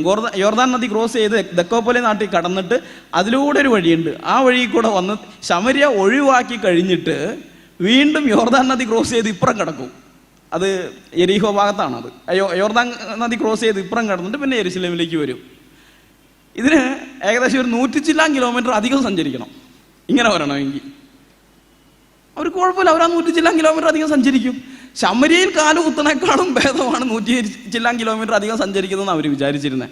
അപ്പോൾ ആ ശമരിയിൽ കാലുകുത്താൻ പോലും താല്പര്യം ഇല്ലാത്ത ആൾക്കാരാണ് യഹൂദന്മാർ. എന്നിട്ടാണ് ഇദ്ദേഹം പറയുന്നത് ശമരിയയിൽ യഹൂദന്മാർ താമസിച്ചിരുന്നു എന്ന്. ആലോചിച്ചോ? ഇത് കേൾക്കുമ്പോൾ നമുക്ക് നിസ്സാരമായിട്ട് തോന്നും. പക്ഷെ ഒരു വിമർശനത്തിന് പോകുമ്പോൾ, ഒരു വിഷയം വിമർശിക്കാൻ പോകുമ്പോൾ അവരുടെ സാംസ്കാരിക പശ്ചാത്തലത്തെക്കുറിച്ച് ശരിയായിട്ട് അറിഞ്ഞിരിക്കണം. അല്ലാതെ മണ്ടത്തരം വിളിച്ചു പറയരുത്. അങ്ങനെ അറിയണമെന്നുണ്ടെങ്കിൽ പുസ്തകം വായിക്കുക തന്നെ വേണം. ഇനി അതുപോലെ തന്നെ ഒരു വിവരക്കേട് അദ്ദേഹം പറഞ്ഞിട്ടുണ്ട്, ഈ യഹൂദന്മാർക്ക് തമ്മിൽ കണ്ടുകൂടായിരുന്നു എന്ന്. അത് വെറുതെയാണ്. അങ്ങനെയൊന്നും ഉണ്ടായിരുന്നില്ല. ശമര്യരെ കണ്ടുകൂടായിരുന്നുള്ളത് ശരിയാണ്. പക്ഷേ യഹൂദന്മാർക്ക് പ്രശ്നമില്ല. അതിൽ യഹൂദ്യയിൽ അല്ലെങ്കിൽ യെരുശലേമിൽ ഉണ്ടായിരുന്ന യഹൂദന്മാർക്കൊരു അഹന്തയുണ്ടായിരുന്നു. ഞങ്ങൾ ദൈവാലയമുള്ള ഭാഗത്താണ്, ഞങ്ങൾ ആത്മീയരാണ്, ആത്മീയമായിട്ട് ഞങ്ങൾ മെച്ചപ്പെട്ടവരാണ്, ഗലീല പ്രദേശത്തൊന്നും ഒരു ആത്മീയമായ നന്മയൊന്നും വരില്ല എന്നൊക്കെ ചിന്തിച്ചിരുന്നു. അത് ശരിയാണ്. പക്ഷെ അതിൻ്റെ പേരിൽ അവരെ കണ്ടുകൂടായിരുന്നു, അവരോട് വെറുപ്പുണ്ടെന്നൊക്കെ പറയുന്നത് അജ്ഞത കൊണ്ട് പറയുന്നതാണ്. ഇനി വേറൊരു കാര്യം കൂടി, യഹൂദന്മാരുടെ പശ്ചാത്തലത്തെക്കുറിച്ച് അദ്ദേഹത്തിന് അറിയില്ല എന്നുള്ളതിന് ഒരു തെളിവും കൂടി നമുക്ക് നോക്കാം. ഗലീലി എന്ന് പറയുന്ന സ്ഥലത്ത് യേശുവിൻ്റെ കൂടെ ഉണ്ടായിരുന്ന ആളുകൾക്ക് മഹാഭൂരിപക്ഷത്തിനും എഴുതാനോ വായിക്കാനോ അറിയില്ലായിരുന്നു. എഴുതിയാൽ ആരെങ്കിലും വായിക്കണ്ടേ? വായിച്ചെങ്കിലല്ല എഴുതാൻ പറ്റൂ. അപ്പം അങ്ങനെ ഒരു സംഭവമില്ല. ഇതെല്ലാം ശരിക്കും മറ്റുള്ളവർക്ക് വേണ്ടി എഴുതപ്പെടുന്ന സാധനമാണ്. ഈ വിവരക്കേടൊക്കെ എവിടെ നിന്ന് കിട്ടുന്നു എനിക്ക് മനസ്സിലാവുന്നില്ല. ഇതൊക്കെ എവിടെ നിന്ന് ഒരു ഇത് വേണ്ടേ? എന്തടിസ്ഥാനത്തിലാണ് ഈ പറഞ്ഞതെന്ന് പറഞ്ഞുകൂടാ. ഒരു യഹൂദപാലനെ സംബന്ധിച്ച് അവൻ്റെ മതപരമായ കർത്തവ്യത്തിൻ്റെ ഭാഗമാണ് എഴുത്തും വായനയും പഠിക്കുക എന്നുള്ളത്. എഴുത്തും വായന എന്ന് പറഞ്ഞാൽ ഇംഗ്ലീഷോ അല്ലെങ്കിൽ മറ്റേതെങ്കിലും ഭാഷയല്ല, ഗ്രീക്കോ അതൊന്നുമല്ല. അവൻ്റെ ഭാഷ ആരാമിക് അല്ലെങ്കിൽ ഹീബ്രു അത് പഠിക്കുക എന്നുള്ളത്. കാരണം പഠിക്കുക എന്നുള്ളത് അവൻ്റെ മതപരമായ ഒരു കർത്തവ്യമാണ്. 13 വയസ്സാകുമ്പോഴേക്കും ഒരു യഹൂദപാലൻ അത് തോറ വായിക്കാൻ പഠിച്ചിരിക്കും. അത് ഏത് പശ്ചാത്തലത്തിലുള്ളവനായാലും, എത്ര ദരിദ്രനായാലും ശരി, എത്ര സമ്പത്തുള്ളവനായാലും ശരി, അവന് തോറ വായിക്കണം.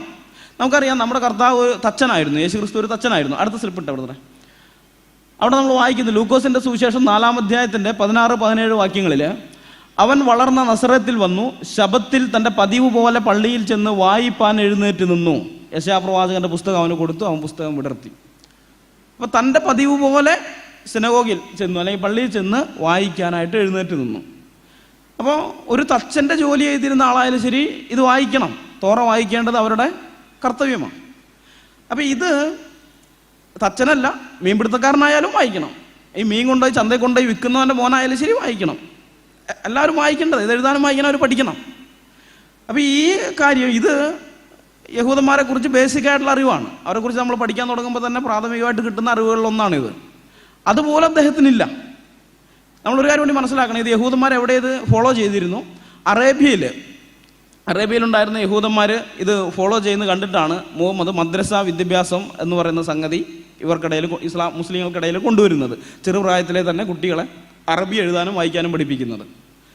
അപ്പോൾ ഇത് എവിടെയുള്ള യഹൂദന്മാരും ഇത് ആചരിച്ചിരുന്നൊരു കാര്യമാണ്, എഴുത്തും വായനയും പഠിക്കുക എന്നുള്ള സംഗതി. അപ്പോൾ ആ സാംസ്കാരിക പശ്ചാത്തലത്തെക്കുറിച്ച് പോലും ഇദ്ദേഹത്തിന് അറിവില്ല. ഇതൊക്കെ പറഞ്ഞ് ഇതിൽ രസമതല്ല.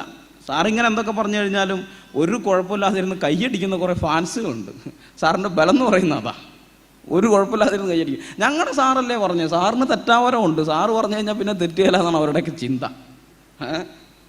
അതിൽ ഈ കാറ്റഗറിയിൽ ഇനിയുണ്ട് ഇഷ്ടംപോലെ മണ്ടത്തരങ്ങൾ. പക്ഷെ അതെല്ലാം പറയാൻ നിന്ന് കഴിഞ്ഞാൽ സമയം പോകുന്നതുകൊണ്ട് ഞാൻ വിടുകയാണ്. 4-ാമത്തെ പോയിന്റിലേക്ക് പോകാം. ഇസ്രായേലിൻ്റെ ചരിത്രത്തെക്കുറിച്ച് യാതൊരു അറിവും രവിചന്ദ്രനില്ല.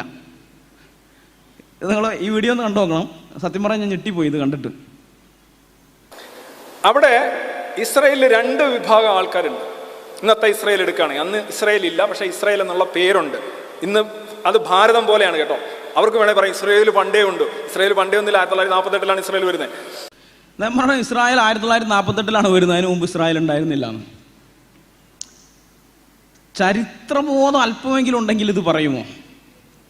ഒന്ന് ചിന്തിച്ചു നോക്കും. ചരിത്രബോധം അല്പമെങ്കിലും ഉണ്ടെങ്കിൽ ഇദ്ദേഹം ഒരു 10, 60, 70 വർഷമെങ്കിലും പുറകിലായിരിക്കും.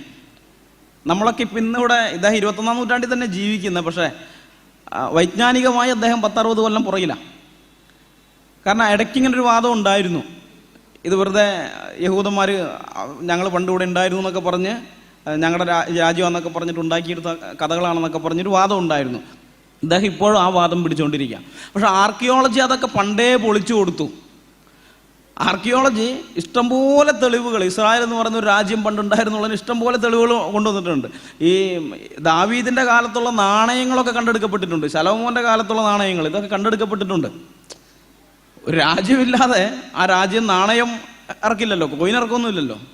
അതുപോലെ ശലോമോൻ്റെ കാലത്തുണ്ടായിരുന്ന പല ബൈബിളിൽ പറഞ്ഞിരിക്കുന്ന പല സംഗതികളും കണ്ടെടുക്കപ്പെട്ടിട്ടുണ്ട്.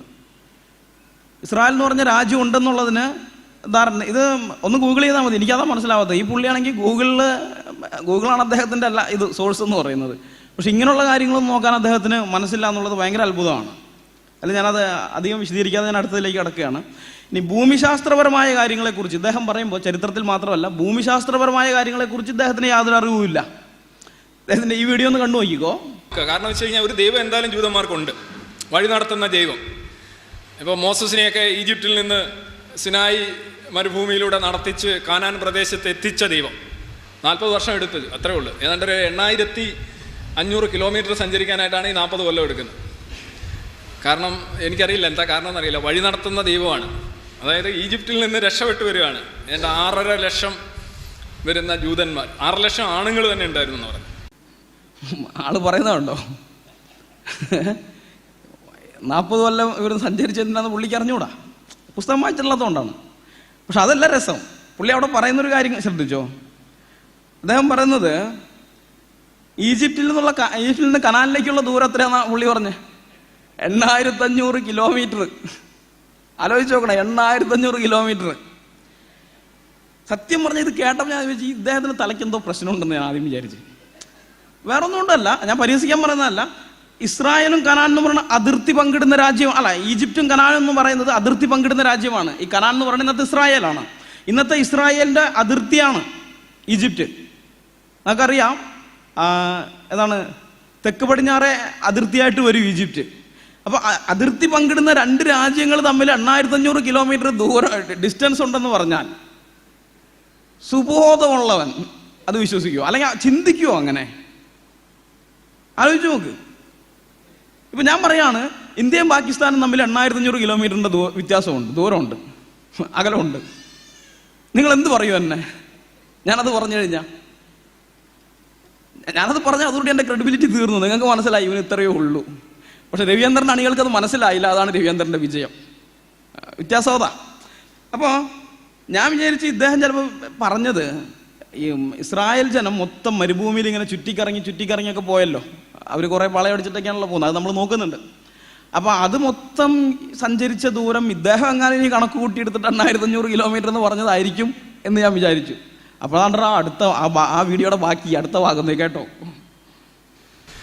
ഈ 8500 കിലോമീറ്റർ ദൂരം സ്ട്രെയിറ്റ് ഡിസ്റ്റൻസ് ഉള്ള കാനാൻ പ്രദേശം ഇന്നത്തെ പാലസ്തീനുമായിട്ട് ഇസ്രയേലുമായിട്ടൊക്കെ, പാലസ്തീനും ഇസ്രയേലൊക്കെ ഒരേ പ്രദേശമാണ്. ഞാൻ പറഞ്ഞില്ല, വളരെ ചെറിയൊരു ഏരിയയാണ്. അവിടെ നിന്ന് ഈജിപ്തിൽ നിന്ന് പുറപ്പെട്ടു വരികയാണ്. ചുറ്റിക്കറങ്ങിയതല്ല, സ്ട്രെയിറ്റ്. അദ്ദേഹം പറഞ്ഞണ്ട 8500 കിലോമീറ്റർ സ്ട്രെയിറ്റ് ആണ്. അതായത് എയർ ഡിസ്റ്റൻസ് അദ്ദേഹം പറയുന്നത്. ഇത് കേട്ടപ്പോൾ എനിക്ക് മനസ്സിലായി, ഈ കോമൺ സെൻസ് എന്ന് പറയുന്ന സാധനം അത്ര കോമൺ ആയതൊന്നുമല്ല. അതത്ര കോമൺ അല്ല അത്.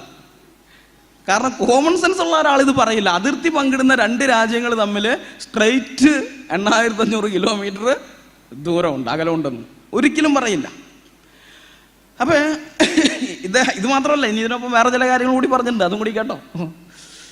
അല്ല, 8,482 കിലോമീറ്റേഴ്സ് ആണ് എക്സോഡസ് വന്നത് ലാറിഞ്ചിൽ. ഇടയിലൊരു വീഡിയോ മിസ്സായി പോയി.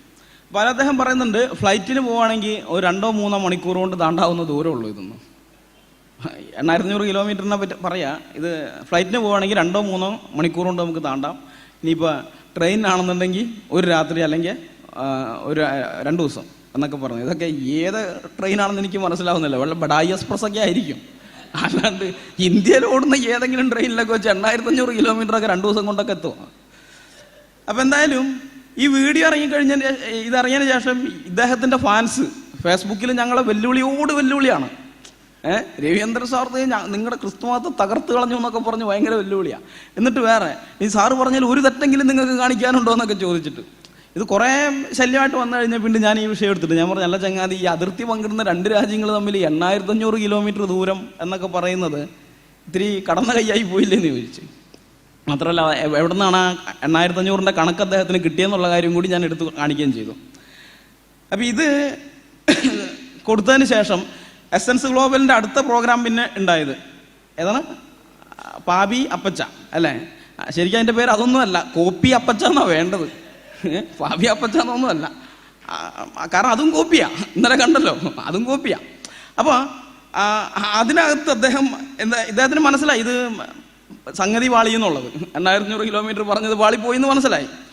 അപ്പോൾ ദൈക്ഷണിക സത്യസന്ധത ഉണ്ടെങ്കിൽ എന്ത് ചെയ്യണം? പറഞ്ഞത് തെറ്റിപ്പോയി, തെറ്റംഗീകരിക്കുക. എനിക്ക് പറ്റിപ്പോയതാണ്. ഇനിയിപ്പോൾ നമ്മളൊക്കെ അങ്ങനെ പറയുള്ളൂ. രവീന്ദ്രനെ സംബന്ധിച്ചിടത്തോളം ഞാൻ അവിടെ കണ്ടു, കോപ്പി അടിച്ചു, അത് തെറ്റിപ്പോയി. സൈറ്റിൻ്റെ കുഴപ്പമാണ്, എൻ്റെ കുഴപ്പമില്ല എന്ന് പറഞ്ഞ് അദ്ദേഹത്തിന് ഒഴിയാനുള്ളൊരു അവസരം കൂടിയുണ്ട്. പക്ഷേ അത്ര ഇതായിട്ട് അദ്ദേഹത്തിന് ഈസി ആയിട്ട് ചെയ്യാവുന്ന കാര്യമുള്ളൂ. പക്ഷെ പുള്ളി എന്താ ചെയ്തതെന്ന് അറിയാമോ? പുള്ളി ഈ പറഞ്ഞ മണ്ടത്തരം അങ്ങനെ തന്നെ ബൈബിൾ പണ്ഡിതന്മാരെ തലയെ കൊണ്ടിടുകയാണ്. ബൈബിൾ പണ്ഡിതന്മാരാണ് ഇതിന് ഉത്തരവാദികൾ എന്ന് പറഞ്ഞിട്ട് ഇത് നോക്കിക്കോ. അടുത്ത വീഡിയോ നോക്കുക. ഇതല്ല ബ്രദർ, അടുത്ത ഈ വീഡിയോ. 2 മണിക്കൂർ കൊണ്ട് 8500 കിലോമീറ്റർ കടക്കാമെന്ന് അങ്ങ് പറഞ്ഞതായി ഒരു ട്രോളിൽ കാണുകയുണ്ടായി. ട്രോൾ സത്യമാണോ? ഞാനതൊരു കാര്യം മനസ്സിലാക്കാനായിട്ട് പറഞ്ഞതാണ്. 8500 കിലോമീറ്റർ 40 വർഷം കൊണ്ട് അവർ താണ്ടിയിട്ടുണ്ടാകും എന്നുള്ള രീതിയിൽ പറഞ്ഞതാണ്. അതെന്തിനാണ് 8500 കിലോമീറ്റർ താണ്ടുന്നതിന് 40 വർഷം എന്നാണ് ഞാൻ ചോദിച്ചത്. അത് ആ അർത്ഥത്തിൽ എടുത്താൽ മതി. ഇനി ഈ മെയിൻ വിഷയം വിട്ടിട്ട് കാനാൻ പ്രദേശത്തേക്ക്, ഇസ്രയേലിലേക്ക് ഈജിപ്തിൽ നിന്ന് 8500 കിലോമീറ്റർ ഉണ്ട് എന്നാണോ ഞാൻ പറഞ്ഞതെന്ന് ചോദിച്ചു കഴിഞ്ഞാൽ അതല്ല ഞാൻ പറഞ്ഞത്. കാര്യം ഇസ്രയേലിൽ നിന്ന് കാനാൻ പ്രദേശത്തേക്കുള്ള straight possible short cut distance എന്ന് പറഞ്ഞു കഴിഞ്ഞാൽ may be less than 1000 kilometres, may be 700 kilometres. ആ ഒരു റൂട്ട് എക്സഡസ് ഹിറ്റ് ചെയ്യുന്നതേ ഇല്ല. ഈ 40 വർഷം കൊണ്ട് അവർ സഞ്ചരിച്ച ദൂരം അതല്ല. ഈ 8500-ഉം 6200, 3500, 11200 ഇങ്ങനെയൊക്കെ ഒരുപാട് കണക്കുകൾ ഇവരുടെ ടോട്ടൽ ദൂരം വരും. ഞാനതാണ് ലാറിഞ്ചിയൽ നെർവ് ഓഫ് ജിറാഫ് എന്ന് പറഞ്ഞത്. കാരണം ഇവർ പോകുന്നു, റെഡ് സീ ക്രോസ് ചെയ്യുന്നു, ഇതൊന്ന് പിടിക്കാൻ പറ്റുമോ? ജസ്റ്റ് ലൈക്ക് ഇവർ അലയുന്നു, തിരിച്ചു വരുന്നു. ഈ ദൂരം എങ്ങനെയാണ് കണക്ക് കൂട്ടുന്നതെന്ന് ചോദിച്ചു കഴിഞ്ഞാൽ ഇവർ ടച്ച് ചെയ്തിട്ടുള്ള പോസിബിൾ ലൊക്കേഷൻസ് ബൈബിൾ പണ്ഡിതർ ആ ലൊക്കേഷൻസ് എടുത്തിട്ട് അതിൻ്റെ ഇൻ ബിറ്റ്വീൻ ഡിസ്റ്റൻസ് അക്യൂമുലേറ്റ് ചെയ്തെടുത്തിട്ടുള്ള കണക്കുകളാണ്. 3500 ഞാൻ കണ്ടിട്ടുണ്ട്, 6200 കണ്ടിട്ടുണ്ട്, 8500 കണ്ടിട്ടുണ്ട്, 11200 കണ്ടിട്ടുണ്ട്. ഇതെല്ലാം ബിബ്ലിക്കൽ സ്കോളേഴ്സ് ഉണ്ടാക്കുന്ന കണക്കുകളാണ്. അതിലൊരു കണക്ക് ഞാൻ പറഞ്ഞതേ ഉള്ളൂ. ബൈബിൾ പണ്ഡിതന്മാർ അവരുണ്ടാക്കുന്ന കണക്കാണ്. ആ ഒരു കണക്ക് ഞാൻ പറഞ്ഞുള്ളൂ എന്നാണ് പുള്ളി പറയുന്നത്. ഏത് പണ്ഡിതനാണ് ഇങ്ങനെ ഒരു കണക്ക് പറഞ്ഞിട്ടുള്ളത്? ഒരാളും പറഞ്ഞിട്ടില്ല. വെറുതെ ബൈബിൾ പണ്ഡിതന്മാരെ തലയെ കൊണ്ടുവയ്ക്കുകയാണ്. അദ്ദേഹം അവിടെ പറയുന്ന കാര്യം ശ്രദ്ധിച്ചോ? ഇവർ സഞ്ചരിച്ച ദൂരത്തിൻ്റെ മൊത്തം, ഞാൻ ആദ്യം ചിന്തിച്ചെന്ന് പറഞ്ഞല്ലോ, ഇത് കേട്ടപ്പോൾ ഞാൻ ആദ്യം ചിന്തിച്ചെന്ന് പറഞ്ഞത്. അപ്പോൾ ആ സഞ്ചരിച്ച ദൂരത്തിൻ്റെ മൊത്തം ഇതെടുത്തിട്ടാണെന്നാണ് പറയുന്നത്. നമ്മൾ സംഖ്യാപുസ്തകം 33-ാം അധ്യായത്തിൽ പോവുകയാണെങ്കിൽ അവിടെ ഇസ്രായേൽ ജനം പാളയം ഇറങ്ങിയതിൻ്റെ ലിസ്റ്റ് കൃത്യമായിട്ട് കൊടുത്തിട്ടുണ്ട്. ഓരോന്ന് അതിൻ്റെ 3-ാം വാക്യം മുതൽ താഴോട്ട് വരുന്ന സമയത്ത് എവിടെയൊക്കെ പാളയം ഇറങ്ങിയെന്ന് മൊത്തം നമ്മൾ കാണുന്നത് 41 സ്ഥലത്ത് അവർ പാളയം ഇറങ്ങിയിട്ടുണ്ട്. 40 വർഷം കൊണ്ട് 41 സ്ഥലത്ത്. അപ്പോൾ ശരാശരി നോക്കുകയാണെങ്കിൽ ഒരു വർഷം ഒരിടത്ത് താമസിച്ച് ഒരു കൊല്ലം കഴിയുമ്പോൾ മാറുന്നു. ഇപ്പോൾ ഓരോ കൊല്ലം കഴിയുമ്പോൾ മാറുമ്പോൾ പാളയം അടിച്ചിട്ട് അവിടുന്ന് പാളയം എടുത്ത് മാറിപ്പോകുന്ന ഒരു 50 കിലോമീറ്റർ ദൂരത്തേക്കാണെന്ന് വിചാരിച്ചോ? അത്രയും പോകാൻ സാധ്യത ഞാൻ കാണുന്നില്ല. ഇനിയിപ്പോൾ ആണെങ്കിൽ തന്നെ 50 കിലോമീറ്റർ ദൂരത്ത് കൊണ്ട് വെച്ചെന്ന് പറഞ്ഞാലും എത്രയാ? 40 കൊല്ലം കൊണ്ട് അവർ പോകുന്നത് 2000 കിലോമീറ്റർ ആണ്. ഇനി 50 എന്നുള്ള ഇത്തിരി കൂടി കയറ്റി 100 ആക്കിക്കോ, എന്നാൽ പോലും 4000 കിലോമീറ്റർ അവർ സഞ്ചരിക്കുകയുള്ളൂ. അതിലും കൂടുതലാവില്ല. പക്ഷെ ഇദ്ദേഹം ഈ പറയുന്നത് നമ്മൾ നോക്കിക്കഴിഞ്ഞാൽ ഇപ്പം ഇത് ഉരുണ്ട് കളിക്കുകയാണ്. സംഗതി പെട്ടെന്ന് മനസ്സിലായി, ഉരുണ്ട് കളിക്കുകയാണ്. ഇദ്ദേഹത്തിൻ്റെ ആദ്യത്തെ വീഡിയോ നമുക്ക് ഒന്നുകൂടി നോക്കാം. ഈ 8500 കിലോമീറ്റർ ദൂരം സ്ട്രെയിറ്റ് ഡിസ്റ്റൻസ് ഉള്ള കാനാൻ പ്രദേശം, ഇന്നത്തെ പാലസ്തീനുമായിട്ട് ഇസ്രയേലുമായിട്ടൊക്കെ, പാലസ്തീനും ഇസ്രയേലൊക്കെ ഒരേ പ്രദേശമാണ്. ഞാൻ പറഞ്ഞില്ല, വളരെ ചെറിയൊരു ഏരിയയാണ്. അവിടെ നിന്ന് ഈജിപ്തിൽ നിന്ന് പുറപ്പെട്ടു വരികയാണ്. ഇദ്ദേഹം പറഞ്ഞിട്ട് സ്ട്രൈറ്റ് ദൂരം എന്നാ പിന്നെ പറഞ്ഞതാണ്. ആദ്യം പറഞ്ഞത് അങ്ങനെയാണ്, സ്ട്രൈറ്റ്. ഇവർ ചുറ്റിക്കറങ്ങിയെന്നൊക്കെ ഇപ്പം പറയുന്നതാ. പെട്ടെന്ന് കണ്ടു കഴിഞ്ഞപ്പോൾ ബൈബിൾ പണ്ഡിതന്മാരെ തലയെ കൊണ്ടുവയ്ക്കാൻ വേണ്ടി പറയുന്നതാ. ഇത് ചുറ്റിക്കറങ്ങിയതൊക്കെ ബൈബിൾ പണ്ഡിതന്മാർ കാൽക്കുലേറ്റ് ചെയ്ത് എടുത്തിട്ടുണ്ട്. ബൈബിൾ പണ്ഡിതന്മാരുടെ കാൽക്കുലേഷനൊന്നും അല്ല, അങ്ങനെയൊന്നുമല്ല. നമുക്ക് നോക്കിയാൽ വീണ്ടും ഇദ്ദേഹം പറഞ്ഞത് നോക്കാം. 8500 കിലോമീറ്ററിന് 40 വർഷം എന്ന് പറയുമ്പോൾ ഒന്ന് ആലോചിച്ച് നോക്ക്. ഇന്നത്തെ ഒരു ഫ്ലൈറ്റ് ആണെങ്കിൽ സ്ട്രെയിറ്റ് ഡിസ്റ്റൻസ് വെച്ചാണെങ്കിൽ 2 മണിക്കൂർ അല്ലേ, 2-3 മണിക്കൂർ അത്രയല്ല വരുള്ളൂ. ആ ദൂരം താണ്ടാനാണ് 40 വർഷം എടുത്തത്. ട്രെയിനാണെങ്കിൽ ഒരുപക്ഷെ ഒരു രാത്രി അല്ലെ പെട്ട 2 ദിവസം, ഇത് കൂടുതലില്ല. നടന്നു പോവുകയാണെങ്കിൽ പരമാവധി ഒരു 3-4 മാസം, അത് ഇത്രയും കൂടെ എടുക്കൂ ഇല്ല. കാരണം എന്തറിയോ, ദൈവം അവരെ വഴി നടത്തുകയായിരുന്നു. അതാണ് അതിനകത്ത് പറയുന്നത്. ഇദ്ദേഹം ഇവിടെ ഫ്ലൈറ്റാണ് കൊണ്ടുവരുന്നത്. ഫ്ലൈറ്റിനാണെങ്കിൽ ഇത്ര. ഫ്ലൈറ്റ് എങ്ങനെയാണ് ഇങ്ങനെ വട്ടം കറങ്ങിയൊക്കെയാണോ പോകുന്നത് മരുഭൂമി കൂടെ? ആണോ? ഇവർ താളയം അടിച്ച സ്ഥലത്ത് കൂടിയൊക്കെയാണ്. ആ ദൂരമാണ് 8,500 അദ്ദേഹം പറഞ്ഞു.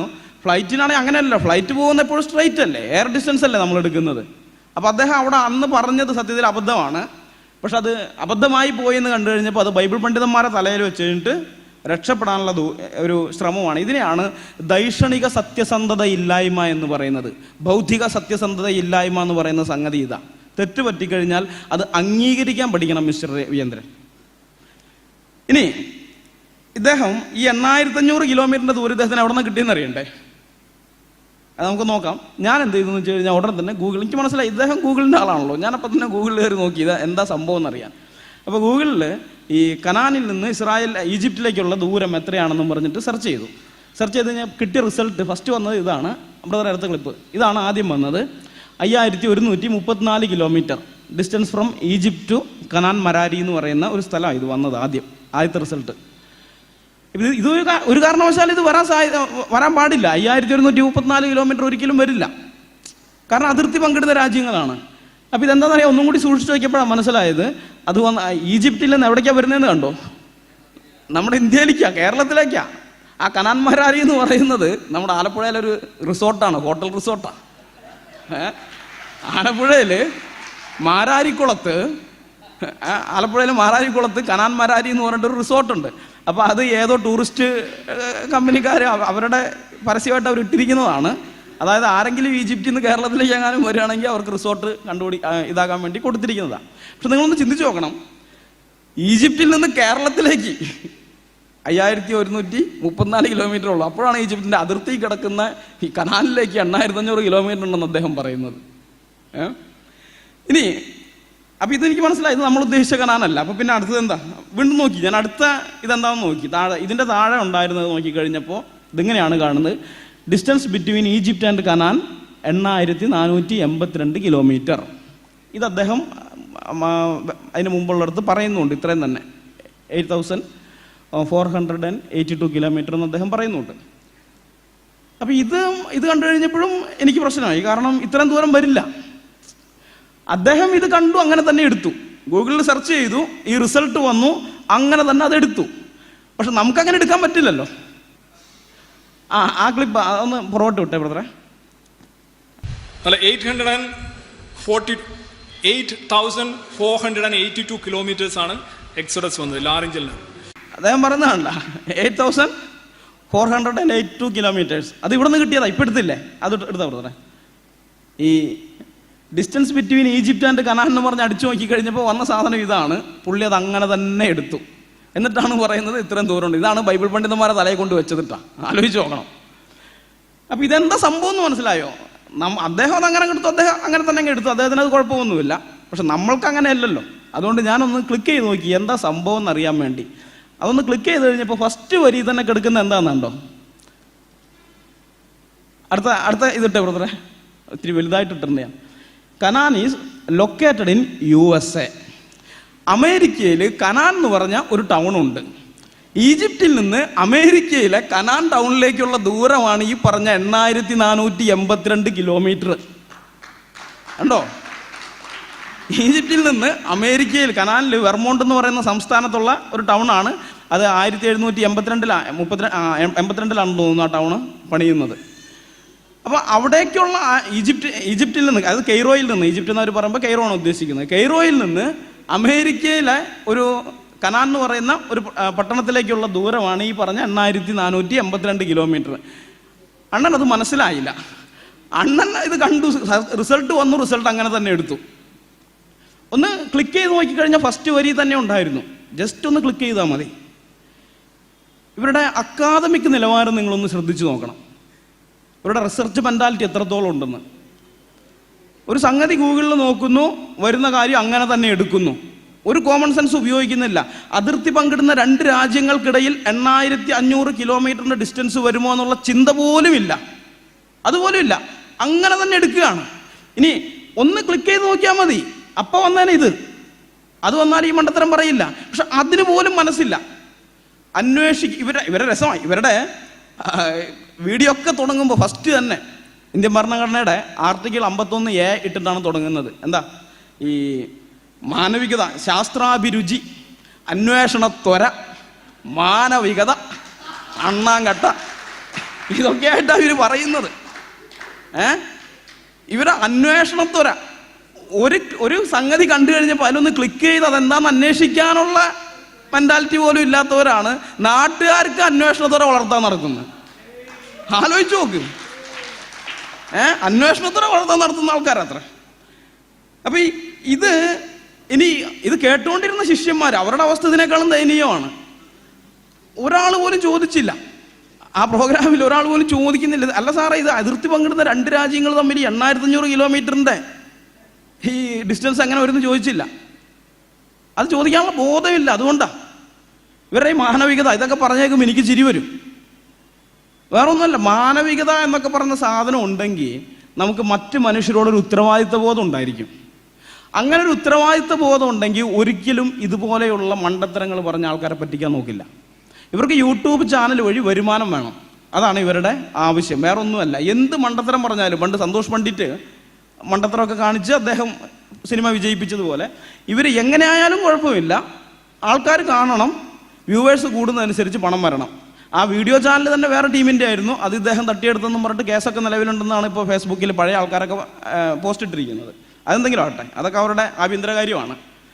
പക്ഷെ ഇങ്ങനെയുള്ള ടീമുകളാണ് ബാക്കിയുള്ള ഓരോരുത്തരും അന്വേഷണത്വരെയും മാനവികതയൊക്കെ പഠിപ്പിക്കാൻ വരുന്നത്. അവിടെയാണ് കോമഡി.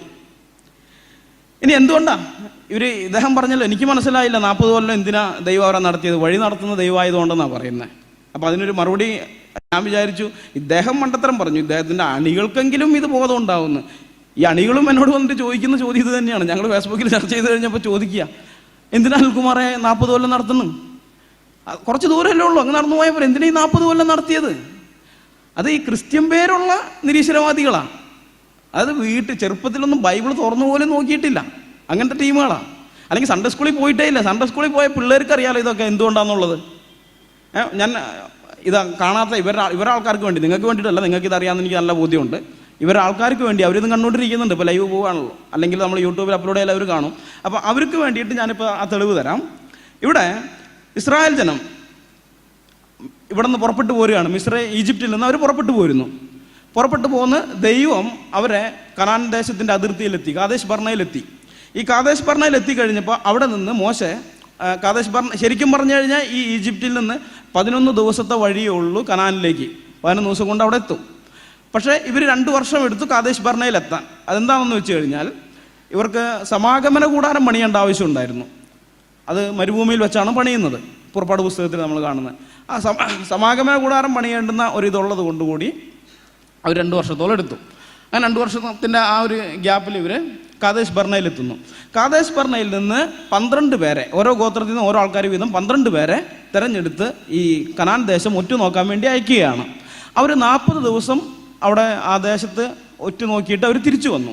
തിരിച്ചു വന്നിട്ട് ഈ ജനത്തോട് പറയുകയാണ്, അവിടെ അത് സംഗതി നല്ല ദേശമൊക്കെ തന്നെയാണ്, പാലും തേനൊക്കെ ഒഴുകുന്നതാണ്. പക്ഷേ അവിടെയുള്ള ജനങ്ങൾ അവർ മഹാമല്ലന്മാരാണ്, അനാക്യമല്ലന്മാരാണ്. അവരുടെ മുമ്പിൽ ഞങ്ങൾ വെട്ടുക്കിളികളെ പോലെയുള്ളൂ, അവർ നമ്മളെ തോൽപ്പിച്ച് കളയും, നമ്മളെ കൊന്നു കളയും എന്ന് പറഞ്ഞു. അപ്പോൾ സംഖ്യാപുസ്തകത്തിൽ നമ്മളത് വായിക്കുന്നുണ്ട്, 13-ാം അധ്യായത്തിൻ്റെ 32-33 വാക്യങ്ങളിൽ. അപ്പോൾ അങ്ങനെ പറഞ്ഞപ്പോൾ ഈ ജനം നിലവിളിച്ച് കരയാൻ തുടങ്ങി. അവർ ദൈവത്തിൽ അവിശ്വസിച്ചു. അവർ നിലവിളിച്ച് കരയാൻ തുടങ്ങി, ഞങ്ങൾ കൊല്ലപ്പെടും, ഞങ്ങളുടെ ഭാര്യമാരെയും ഞങ്ങളുടെ മക്കളെയൊക്കെ അവരടിമകളായി പിടിച്ചുകൊണ്ട് പോകും, അതുകൊണ്ട് നമുക്ക് തിരിച്ച് ഈജിപ്തിലേക്ക് തന്നെ പോകാം എന്നൊക്കെ പറഞ്ഞ് ഇവർ കരയാൻ തുടങ്ങി. അങ്ങനെ കരയാൻ തുടങ്ങി കഴിഞ്ഞപ്പോൾ 2 പേര്, ഈ 12 പേരിൽ 10 പേരാണ് ഇങ്ങനെ പറഞ്ഞത്. 2 പേര് കാലേബും യോശുവയും അവർ പറഞ്ഞു, അങ്ങനെ പേടിക്കേണ്ട കാര്യമില്ല, ദൈവം നമ്മോട് കൂടെയുണ്ട്, നമുക്ക് ഇവരെ പരാജയപ്പെടുത്താൻ പറ്റുമെന്ന് പറഞ്ഞു. അത് പറഞ്ഞപ്പോൾ ജനം പറഞ്ഞു ഇവരെ കല്ലെറിയണം എന്ന് പറഞ്ഞു. അങ്ങനെ ഇവർക്കെതിരെ ജനം തിരിഞ്ഞു. ആ സമയത്ത് യഹോവയുടെ തേജസ് അവിടെ പ്രത്യക്ഷപ്പെട്ടു. യഹോവ മോശയോട് പറഞ്ഞു, ഈ ജനം എത്രത്തോളം എന്നെ ഇങ്ങനെ പരീക്ഷിച്ചുകൊണ്ടിരിക്കും, ഞാൻ ഇവരെ നശിപ്പിക്കാൻ പോവുകയാണെന്ന് പറഞ്ഞു. മോശ പറഞ്ഞു നശിപ്പിക്കരുത് എന്ന് പറഞ്ഞ് അവർക്ക് വേണ്ടി ഇടനില നിൽക്കുന്നു. പിന്നീട് ദൈവം പറയുകയാണ് അടുത്ത വാക്യം ഇത് നോക്കിയേ. ദൈവം പറയാണ് സംഖ്യാപുസ്തകം 14-ാം അധ്യായത്തിൻ്റെ 31 മുതൽ 34 വരെയുള്ള ഭാഗത്ത് ദൈവം പറയാണ്, ഞാൻ ഇവരെ 40 വർഷം മരുഭൂമിയിൽ അലയുവാൻ ഇടയാക്കും. ദേശം ഉറ്റുനോക്കിയ 40 ദിവസത്തിൻ്റെ എണ്ണത്തിനൊത്തവണ്ണം ഒരു ദിവസത്തിന് 1 സംവത്സരം വീതം 40 സംവത്സരം നിങ്ങൾ നിങ്ങളുടെ അകൃത്യങ്ങൾ വഹിച്ച് എൻ്റെ അകൽച്ച അറിയും. ദൈവം പറയാണ്, ഇവർ 40 ദിവസം കൊണ്ടാണ് ഇത് ചുറ്റിക്കറങ്ങി വന്നത്, ഒറ്റുനോക്കി വന്നത്. അതുകൊണ്ട് ഓരോ ദിവസത്തിന് 1 വർഷം എന്നുള്ള കണക്കിൽ ഞാൻ 40 വർഷം നിങ്ങളെ മരുഭൂമിയിൽ അലയാനിടയാക്കും. എന്നിട്ട് കൊള്ളയായി പോകുമെന്ന് നിങ്ങൾ പറഞ്ഞ നിങ്ങളുടെ ഭാര്യയും മക്കളൊക്കെ അതിനകത്ത് കിടക്കും, പക്ഷെ നിങ്ങൾ മരിച്ചു പോകും. 20 വയസ്സിന് മുകളിൽ പ്രായമുള്ളവരായിട്ട് യോശുവയും കാലേബും ഒഴികെ വേറെ ആരും അവിടെ കിടക്കുകയില്ല എന്ന് ദൈവം പറഞ്ഞു. അപ്പം ഇതൊരു ശിക്ഷയായിട്ട് അവർക്ക് കൊടുത്തതാണ്. ഈ 40 വർഷം മരുഭൂമിയിൽ അലയേണ്ടി വന്നത് ഒരു ശിക്ഷയായിട്ട് അവർക്ക് കൊടുത്തതാണ്. ഇതാണ് ഇതിൻ്റെ ഉത്തരം, എൻ്റെ പ്രിയ നിരീശ്വരവാദി സുഹൃത്തുക്കളെ. ബൈബിൾ അതാ അത് പറയുന്നത്. അല്ലാതെ ദൈവം വഴി നടത്തുന്നവനായതുകൊണ്ട് 40 വർഷം ചുമ്മാ അങ്ങ് നടത്തിയതല്ല. ആ തെറ്റിദ്ധാരണ അങ്ങ് മാറ്റുക. അത് രവീന്ദ്രൻ പറഞ്ഞ് നിങ്ങളെ പറ്റിച്ചതാണ്. ഇത് സംഭവം ഇതാണ്. Quora.com പോലെയുള്ള സൈറ്റുകളിലൊക്കെ പോയിട്ട് കോപ്പി അടിച്ചാലുണ്ടാവുന്ന പ്രശ്നമായത്. അവിടെയൊക്കെ പോയിട്ട് നിങ്ങൾ ഈ സംശയം ചോദിച്ചു കഴിഞ്ഞാൽ ചില ഉത്തരം കിട്ടിയെന്ന് വരില്ല. ഇതൊക്കെ അറിയണമെങ്കിൽ നിങ്ങൾ ഒന്നുകിൽ ബൈബിൾ വായിക്കണം. ഇനി ബൈബിൾ വായിക്കാൻ മനസ്സില്ലെങ്കിൽ ഏതെങ്കിലും ക്രിസ്ത്യൻ വെബ്സൈറ്റിൽ കയറി നോക്കണം, അവിടെ നിന്ന് കിട്ടും. അതല്ലാതെ ഏതെങ്കിലും വെബ്സൈറ്റിൽ എന്തെങ്കിലുമൊക്കെ എഴുതി വെച്ചത് വിളിച്ചു പറയുന്നതാണ് ബൈബിൾ വിമർശനമെന്ന് ആശാനും ശിഷ്യന്മാരൊക്കെ ധരിച്ചു വെച്ചിട്ടുണ്ടെങ്കിൽ അത് ആ ധാരണ വിട്ടുകളാം. നിങ്ങൾ നാണം കെടുകയുള്ളൂ, കൂടുതൽ അപഹാസ്യരായിത്തീരും. ഇനി അവിടുത്തെ ഭൂപ്രദേശത്തിനെ കുറിച്ച് രവീന്ദ്രനെ യാതൊരു അറിവില്ല എന്നുള്ളതിന് രണ്ടാമത്തെ ഒരു തെളിവും കൂടി ഞാൻ തരാം. രണ്ടൊന്നല്ല, കുറേ ഉണ്ട്, സമയമില്ലാത്തതുകൊണ്ട് രണ്ടാമത്തെ തന്നിട്ട് ഒഴിവാക്കുകയാണ്. 39-ാമത്തെ വീഡിയോ ഒന്ന് നോക്കിയാൽ അവിടെ ദൈവം എപ്പോഴും ഇവർക്കും അറിയിപ്പ് കൊടുത്തോണ്ടിരിക്കും. വൈഫൈ വഴി ഇങ്ങനെ മെസ്സേജ് കൊടുത്തോണ്ടിരിക്കും, നിങ്ങൾ അവിടെ നിന്ന് അങ്ങോട്ട് മാറി നിൽക്കണം, രാജാവ് ഇപ്പം ഇങ്ങോട്ട് വന്നിട്ടുണ്ട്, ഈ കുട്ടിയെ അടിച്ചുകൊണ്ട് മാറിയിരിക്കാം. അങ്ങനെ ഇങ്ങനെ മെസ്സേജ് കിട്ടി ഇദ്ദേഹം ഈജിപ്തിലേക്ക് പോകുന്നു. ഈജിപ്റ്റ് എവിടെ കിടക്കാമെന്ന് അറിയാമോ? ഇന്നത്തെ കാലഘട്ടത്തിലാണെങ്കിൽ കുഴപ്പമില്ല, ഈജിപ്റ്റൊക്കെ കുറേ അങ്ങ് പോകണം, വേറൊരു രാജ്യമാണ്. സിനായ പ്രവിശ്യയും ആ ഒരു സ്ഥലമൊക്കെ കഴിഞ്ഞിട്ട് പിന്നെ പോകണം. പക്ഷേ ഇവരങ്ങ് പോവുകയാണ്. കഥ പ്രകാരം ഇതെല്ലാം എളുപ്പമായിട്ട് വരും. ഈജിപ്റ്റൊക്കെ എവിടെ കിടക്കാന്നറിയാമോ? 8500 കിലോമീറ്റർ അപ്പുറത്താണ് കിടക്കുന്നത്. ആ ധാരണയല്ല ഈ സംസാരിക്കുന്നത്. ഈജിപ്റ്റൊക്കെ എവിടെ കിടക്കുകയാണോന്ന് ചോദിച്ചത് അതാ. ഇത് ഇദ്ദേഹത്തിന് വിവരമില്ലാത്തതുകൊണ്ടാണ് ഈ കനാൻ പ്രദേശത്ത് നിന്ന് ഈജിപ്തിലേക്ക്. നേരത്തെ ഞാൻ പറഞ്ഞു, സുക്കോത്ത് വഴിയുള്ള ഒരു മെയിൻ റൂട്ട് ഇവർക്കുണ്ട്, വ്യാപാരപാതയുണ്ട്. അത് മറ്റുള്ളവരാണ് ഉപയോഗിച്ചുകൊണ്ടിരുന്നത്, യഹൂദന്മാരല്ല. ലെബനോൻ മറ്റു ഭാഗങ്ങളിൽ നിന്നുള്ളവരൊക്കെ വരുന്നത് ഈ അലക്സാന്ദ്രിയയിലേക്ക് വരുന്ന ആ റൂട്ടാണത്. അത് കച്ചവട സംഘത്തിൻ്റെ കച്ചവടപാതയാണ്, കാരവൻ റൂട്ട്സ്. ഇദ്ദേഹം വിചാരിച്ചെന്താണെന്നറിയാമോ? ഈ സിനായി പെനിൻസുലയുണ്ട്, അത് മുഴുവൻ സിനായി മുമ്പത്തെ പറയാം, ഈ സിനായി പെനിൻസുല താഴോട്ട് വരും, ചെങ്കടലിൻ്റെ അടുത്തേക്ക് വരും. അത് മുഴുവൻ ചുറ്റിക്കറങ്ങി ഇങ്ങനെയൊക്കെ വരണം എന്നാണ് പുള്ളി വിചാരിച്ചത്. അതിൻ്റെ ആവശ്യമില്ല. മുകളിലൂടെ ഇന്നത്തെ ഗാസ പ്രദേശത്ത് കൂടെ അല്ലെങ്കിൽ ഫെലിസ്തീനയുടെ പ്രദേശത്ത് കൂടെ തന്നെ ഈ ഇസ്രായേലിലേക്ക് വരാൻ ഈജിപ്തിലേക്ക് വരാനുള്ള വഴിയുണ്ട്. അത് കേവലം 400 കിലോമീറ്ററേ അതിന് ആ വഴിക്ക് വഴിയുള്ളൂ. 400 കിലോമീറ്ററേ ഉള്ളൂ. അതാണ് അടുത്ത ക്ലിപ്പ് കാണിച്ച ആ മാപ്പ് കാണാം നമുക്ക്. ഇതാ, ആ ഗലീലി ജൂദയ പ്രദേശത്ത് നിന്ന് ഈജിപ്തിലേക്ക് വളരെ സുന്ദരമായിട്ട് വരാൻ പറ്റും. 400 കിലോമീറ്ററേ ഉള്ളൂ. അപ്പം ഇത് നമ്മൾ കാണുന്നുണ്ട്. ഉൽപ്പത്തി പുസ്തകത്തിലേക്ക് വന്നു കഴിഞ്ഞാൽ അവിടെ യോസേഫിനെ പിടിച്ചുകൊണ്ട് പോകുന്ന മിദ്യാന്യ കച്ചവടക്കാർ ഈജിപ്തിലേക്ക് അവർ പോകുന്നത്. യോസേഫിനെ അവർ വാങ്ങുന്നുണ്ട്, വിലയ്ക്ക് വാങ്ങിയിട്ട് കൊണ്ടുപോയിട്ട് ഈജിപ്തിലാണ് പോത്തിഫറിന് വിൽക്കുന്നത്. അപ്പം കച്ചവട സംഘത്തിലെ യാത്ര ചെയ്തുകൊണ്ടിരുന്നതാണ്. ആ കച്ചവട സംഘത്തിൻ്റെ കൂടെ പോയാലും മതി, ഒരു കുഴപ്പമില്ലാതെ ഇവിടെ എത്തും. പിന്നെ അത് കഴിഞ്ഞിട്ട് യോസേഫ് ഈജിപ്തിലെ പ്രധാനമന്ത്രിയായിരിക്കുന്ന സമയത്ത് ക്ഷാമം ഉണ്ടായി കഴിഞ്ഞപ്പോൾ കനാനിൽ പാർക്കുന്ന യാക്കോബ് തൻ്റെ മക്കളെ അയക്കുന്നുണ്ട് ഈജിപ്തിലേക്ക്. എന്നിട്ട് അവിടെ നിന്നാണ് ധാന്യം വാങ്ങിക്കൊണ്ടുവരുന്നത്. ഒരു പ്രാവശ്യമല്ല, 2 പ്രാവശ്യം അയക്കുന്നു. അതിലെ യാത്ര ചെയ്തുകൊണ്ടിരുന്നതാ, ഒരു കുഴപ്പമില്ല. യോസേഫിനും മേരിക്കൊക്കെ ഒരു കുഴപ്പമില്ലാതെ യാത്ര ചെയ്യാൻ പറ്റും. അതിനെക്കുറിച്ച് അദ്ദേഹത്തിന് യാതൊരു വിവരവും ഇല്ല. അദ്ദേഹം വിചാരിച്ചു 8500 കിലോമീറ്റർ അപ്പുറത്താണ് ഇത് കിടക്കുന്നതെന്ന്. അതുകൊണ്ടാണ് പറഞ്ഞത് ഈജിപ്റ്റൊക്കെ എവിടെ കിടക്കുന്നതെന്ന് അറിയാമോ. അപ്പം ഇദ്ദേഹത്തിൻ്റെ മനസ്സിൽ കിടക്കുന്ന ചിത്രം അതാ. അതുകൊണ്ടാണ് അദ്ദേഹം ഇത് പറഞ്ഞ് പരിഹസിക്കാൻ വരുന്നത്. പക്ഷെ ഒന്ന് പരിഹസിക്കുന്നതിന് മുമ്പ് അദ്ദേഹം സ്വയം ഒന്ന് ആലോചിക്കേണ്ട കാര്യമുണ്ട്. ഇതുപോലെയുള്ള കാര്യങ്ങളൊക്കെ പറഞ്ഞ് പരിഹസിക്കാൻ വന്നാൽ സ്വയം അപഹാസ്യനായി തീരുമെന്നല്ലാതെ വേറെ ഒന്നുമില്ല. അപ്പം അതുകൊണ്ട് ഞാൻ രവീന്ദ്രനും ഫാൻസിനും വേണ്ടിയിട്ട് ബൈബിളിൽ നിന്ന് ഒരു വാക്യം ഞാൻ കാണിച്ചു തരാം. ഞങ്ങളുടെ ദൈവം പറഞ്ഞിട്ടുള്ള വാക്യമാണ്. 1 ശമൂവേൽ 2:30 നമ്മൾ കാണുന്നത് ഇങ്ങനെയാണ്: എന്നെ മാനിക്കുന്നവരെ ഞാൻ മാനിക്കും, എന്നെ നിന്ദിക്കുന്നവർ നിന്ദിതരാകും. എന്നെ നിന്ദിക്കുന്നവനെ ഞാൻ നിന്ദിക്കുന്ന ദൈവം പറഞ്ഞിട്ടില്ല. പറഞ്ഞിട്ടുണ്ടോ? എന്നെ മാനിക്കുന്നവനെ ഞാൻ മാനിക്കുന്ന ദൈവം പറഞ്ഞു. പക്ഷെ എന്നെ നിന്ദിക്കുന്നവനെ ഞാൻ നിന്ദിക്കുന്ന ദൈവം പറഞ്ഞില്ല. അവൻ എന്തായിത്തീരും? അവൻ നിന്ദിതനായിത്തീരും. അവൻ ഓട്ടോമാറ്റിക്, ദൈവം ഒന്നും ചെയ്യണ്ട, അവൻ ഓട്ടോമാറ്റിക്കായിട്ട് അങ്ങനെ ആയിത്തീരും. ഇപ്പൊ രവീന്ദ്രനും ഫാൻസും ആയിക്കൊണ്ടിരിക്കുന്നത് പോലെ. ഇപ്പൊ അവരങ്ങനെ ആയിക്കൊണ്ടിരിക്കുന്നത്. നമ്മളാരും ഒന്നും ചെയ്തതല്ല, അവരായിട്ട് ഈ മണ്ടത്തരം വിളിച്ചു പറഞ്ഞതാ. അവരായിട്ട് സ്വയം അപഹാസ്യരായിക്കൊണ്ടിരിക്കുക, നമ്മളായിട്ട് ഒന്നും ചെയ്തതല്ല. ഇതാണ് ദൈവവചനമൊക്കെ എങ്ങനെയാണ് ഇത്ര കൃത്യമായിട്ട് ഇവരുടെ കാര്യത്തിലും കൂടി പുലരുന്നതെന്ന് കണ്ടോ? ഇനി ഭൂമിശാസ്ത്രപരമായിട്ട് മാത്രമല്ല, ഇദ്ദേഹം സമുദ്രശാസ്ത്രത്തെക്കുറിച്ചൊക്കെ ക്ലാസ് എടുക്കുന്നുണ്ട്. ആ വിഷയത്തിൽ ഇദ്ദേഹത്തിന് ഒരു അറിവുമില്ല, ഗൂഗിളിൽ നിന്ന് കിട്ടിയതാ. അതുകൊണ്ടാണ്. നമുക്ക് അടുത്ത വീഡിയോ ഒന്ന് നോക്കാം. Mythical laryngeal nerve. ഞാൻ ഈ കടല് കടക്കുന്ന ഒരു ഇതുണ്ട്, റെഡ് സീ. ഈ ഫറോവയുടെ സൈന്യം ഇവരെ പിന്തുടർന്നുവെന്നും ഇവർ കടലിന് മുന്നിലായപ്പോൾ യഹോവ എന്ത് ചെയ്തു? കടലങ്ങ് പിളർന്നു കൊടുത്തു. ഇവരെല്ലാം ഇറങ്ങി കടലിൽ കൂടെ നടന്ന്, പെണ്ണുങ്ങളും കുട്ടികളും എല്ലാം കൂടി ഇപ്പുറം നടന്നു. മോസസിൻ്റെ ഫറോവയുടെ ടീം അവരെ പിന്തുടർന്നു. പക്ഷേ പിന്തുടർന്ന സമയം അവരെല്ലാം വെള്ളം തമ്മിൽ ഫെവിക്കോൾ വെച്ച് ഒട്ടിച്ചു. അപ്പോൾ അവരെല്ലാം വെള്ളത്തിനടിയിലായി പോയി, ഇവരെല്ലാം കയറിപ്പോയിരുന്നതാണ്. ഒരു ഹൃദയ ശസ്ത്രക്രിയ കടലിൻ്റെ നടുക്കിലൂടെ, ഒരു ബൈപ്പാസ് സർജറി. ഇപ്പോൾ ഓരോരുത്തരൊക്കെ പറയുന്നത് ഈ കടൽ വിഭജിച്ചതിൻ്റെ തെളിവുമായിട്ടൊക്കെ വരുന്ന ടീമുകളൊക്കെ ഉണ്ട്. നിങ്ങൾ ആലോചിക്കുക, എന്താണ് ഈ കടൽ എന്നത്? അതെങ്ങനെയാണ് വിഭജിക്കുക? അതിൻ്റെ നടുക്കൂടെ എങ്ങനെ നടക്കാൻ പറ്റുക? കിലോമീറ്റർ ആഴത്തിൽ ചെളി പൊതഞ്ഞു കിടക്കുന്ന സ്ഥലങ്ങളാണ് കടൽ. കിലോമീറ്ററുകൾ ആഴം, മണൽത്തട്ടകളും അതിനകത്ത് ഇറങ്ങി നടക്കാൻ ചുമ്മാ പറയാണ്. ഇവർ ഈ കടലെന്ന് പറയുന്നത് അറിയോ? ഇവിടെ ഇത്രയും വെള്ളം കിടക്കുന്ന, വെള്ളം അങ്ങോട്ട് വരുന്ന ഇറങ്ങി നടന്നു പോകുന്നതാണ്. ഇങ്ങനെയാണോ കടൽ കിടക്കുന്നത്? ഒരു ഭാവന, കടലിൻ്റെ ഒരു ടോപ്പോഗ്രാഫിയെക്കുറിച്ച്, അതിൻ്റെ അടിത്തട്ടിനെക്കുറിച്ച്, കിടങ്ങുകളും ചെളികളും ഭയങ്കര താഴ്ചയുള്ള കുഴികളും ഒക്കെ ഉള്ള അവിടെ ഒരു മനുഷ്യൻ നടക്കുക എന്ന് പറഞ്ഞാൽ, അല്ല പിന്നെ അത് മൊത്തം പ്ലാസ്റ്റർ ചെയ്ത് കോൺക്രീറ്റ് ചെയ്ത് കൊടുക്കണം. ഇതാണ് അതിൻ്റെ ഒരു അവസ്ഥ. അല്ല, 8,482 കിലോമീറ്റേഴ്സാണ് എക്സോഡസ് വന്നത് ലാറിഞ്ചിൽ നിന്ന്. അണ്ണം വിചാരിച്ചത് അറ്റ്ലാന്റിക് സമുദ്രത്തെ ദൈവം വിഭജിച്ചു കൊടുത്തതെന്ന്. അതുകൊണ്ടാണ് ഇങ്ങനെയൊക്കെ പറയുന്നത്. അറ്റ്ലാന്റിക് സമുദ്രം ഒന്നല്ല ചങ്ങാതി, ചെങ്കടലാണ്. ഇനി ചെങ്കടൽ എന്ന് പറയാൻ തന്നെ ചെങ്കടൽ മുഴുവനായിട്ടൊന്നുമല്ല. ചെങ്കടലിന് 2 കൈവഴികളുണ്ട്, മുകളിൽ കയറി കിടക്കുന്ന. അടുത്ത ക്ലിപ്പ് കാണാം. ഒന്ന് അക്വാബ ഉൾക്കടൽ എന്നറിയപ്പെടുന്നു. വലത്തുവശത്തുള്ളത്, അപ്പുറത്തുള്ളത് അക്വാബ ഉൾക്കടൽ. അത് സൗദി അറേബ്യയും സിനായ് പെനിൻസുലയും തമ്മിൽ വേർതിരിക്കുന്നതാണ്.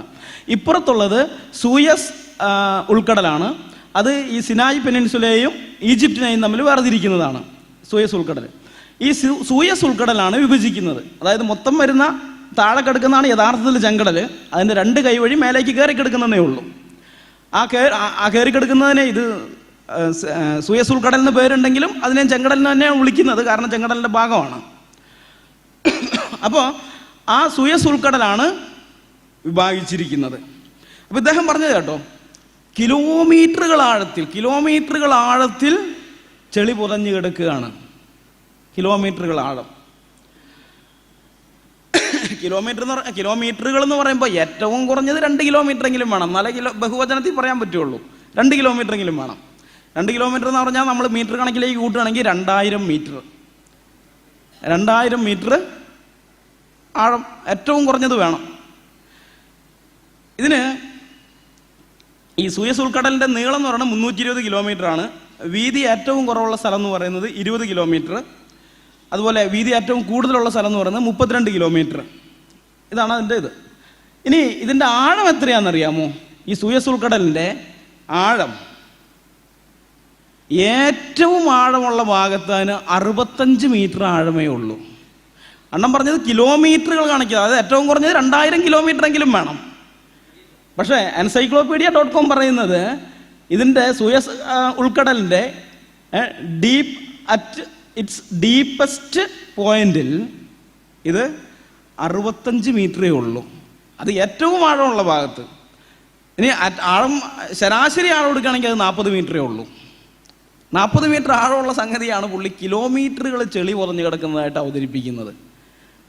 ഇതിനെക്കുറിച്ച് അദ്ദേഹത്തിന് യാതൊരു ബോധ്യമില്ല. അതുകൊണ്ടാണ് ആ പ്രദേശത്തെ, ഇനി ശരാശരിയാണ് 40, ചിലതതിനേക്കാളും കുറഞ്ഞു വരും, 32 മീറ്റർ ആഴം വരെയൊക്കെ ഏറ്റവും കുറവുള്ള ഭാഗത്തുണ്ട്. അപ്പോൾ ഇദ്ദേഹം പറഞ്ഞ പോലെ ആയിരക്കണക്കിന് മീറ്റർ ഒന്നുമില്ല അതിന്. അത് 100 മീറ്ററിൽ താഴെയുള്ളൂ. 100 മീറ്റർ അല്ല, 50 മീറ്ററിൽ താഴെയുള്ളൂ ആഴം. അതിനെയാണ് അദ്ദേഹം കിലോമീറ്ററുകൾ ആഴമൊക്കെ ആയിട്ട് ചിത്രീകരിക്കുന്നത്. അപ്പം ഇത് സമുദ്രശാസ്ത്രജ്ഞനാണ് അദ്ദേഹം, സമുദ്രശാസ്ത്രജ്ഞൻ. അതുകൊണ്ടാണ് ഇത് വെബ്സൈറ്റിലെ ഈ ഗൂഗിളിലൊക്കെ പോയിട്ട് സമുദ്രശാസ്ത്രം പഠിക്കാനിരുന്നാൽ ഇങ്ങനെ ഇരിക്കും. ഇനി ഇദ്ദേഹം വേറൊരു കാര്യം പറയുന്നുണ്ട്, ഇസ്ലാമിക സാഹിത്യം, അതും കൂടി നമ്മൾ നോക്കിയിട്ട് പോവാം. പുള്ളി പറയാണ്, യേശുക്രിസ്തുവിൻ്റെ സുവിശേഷത്തെക്കുറിച്ച് പറയുന്നതാണ്. ഈ ഹദീസുകളുണ്ട് ഇസ്ലാമിക ഇതിൽ ഹദീസുകൾ. ഈ ഹദീസുകൾ പോലെയാണ് സുവിശേഷങ്ങൾ. നമുക്കൊന്ന് കേട്ടു നോക്കാം. അപ്പോൾ ഇതെല്ലാം യേശുവിൻ്റെ സ്വഭാവമായിട്ട്, ഉദാഹരണമായിട്ട് ഒരു മതസാഹിത്യത്തിൻ്റെ പ്രത്യേകത എന്താണ്? മുഹമ്മദിനെ കുറിച്ച് ഹദീസ് എഴുതുന്നു.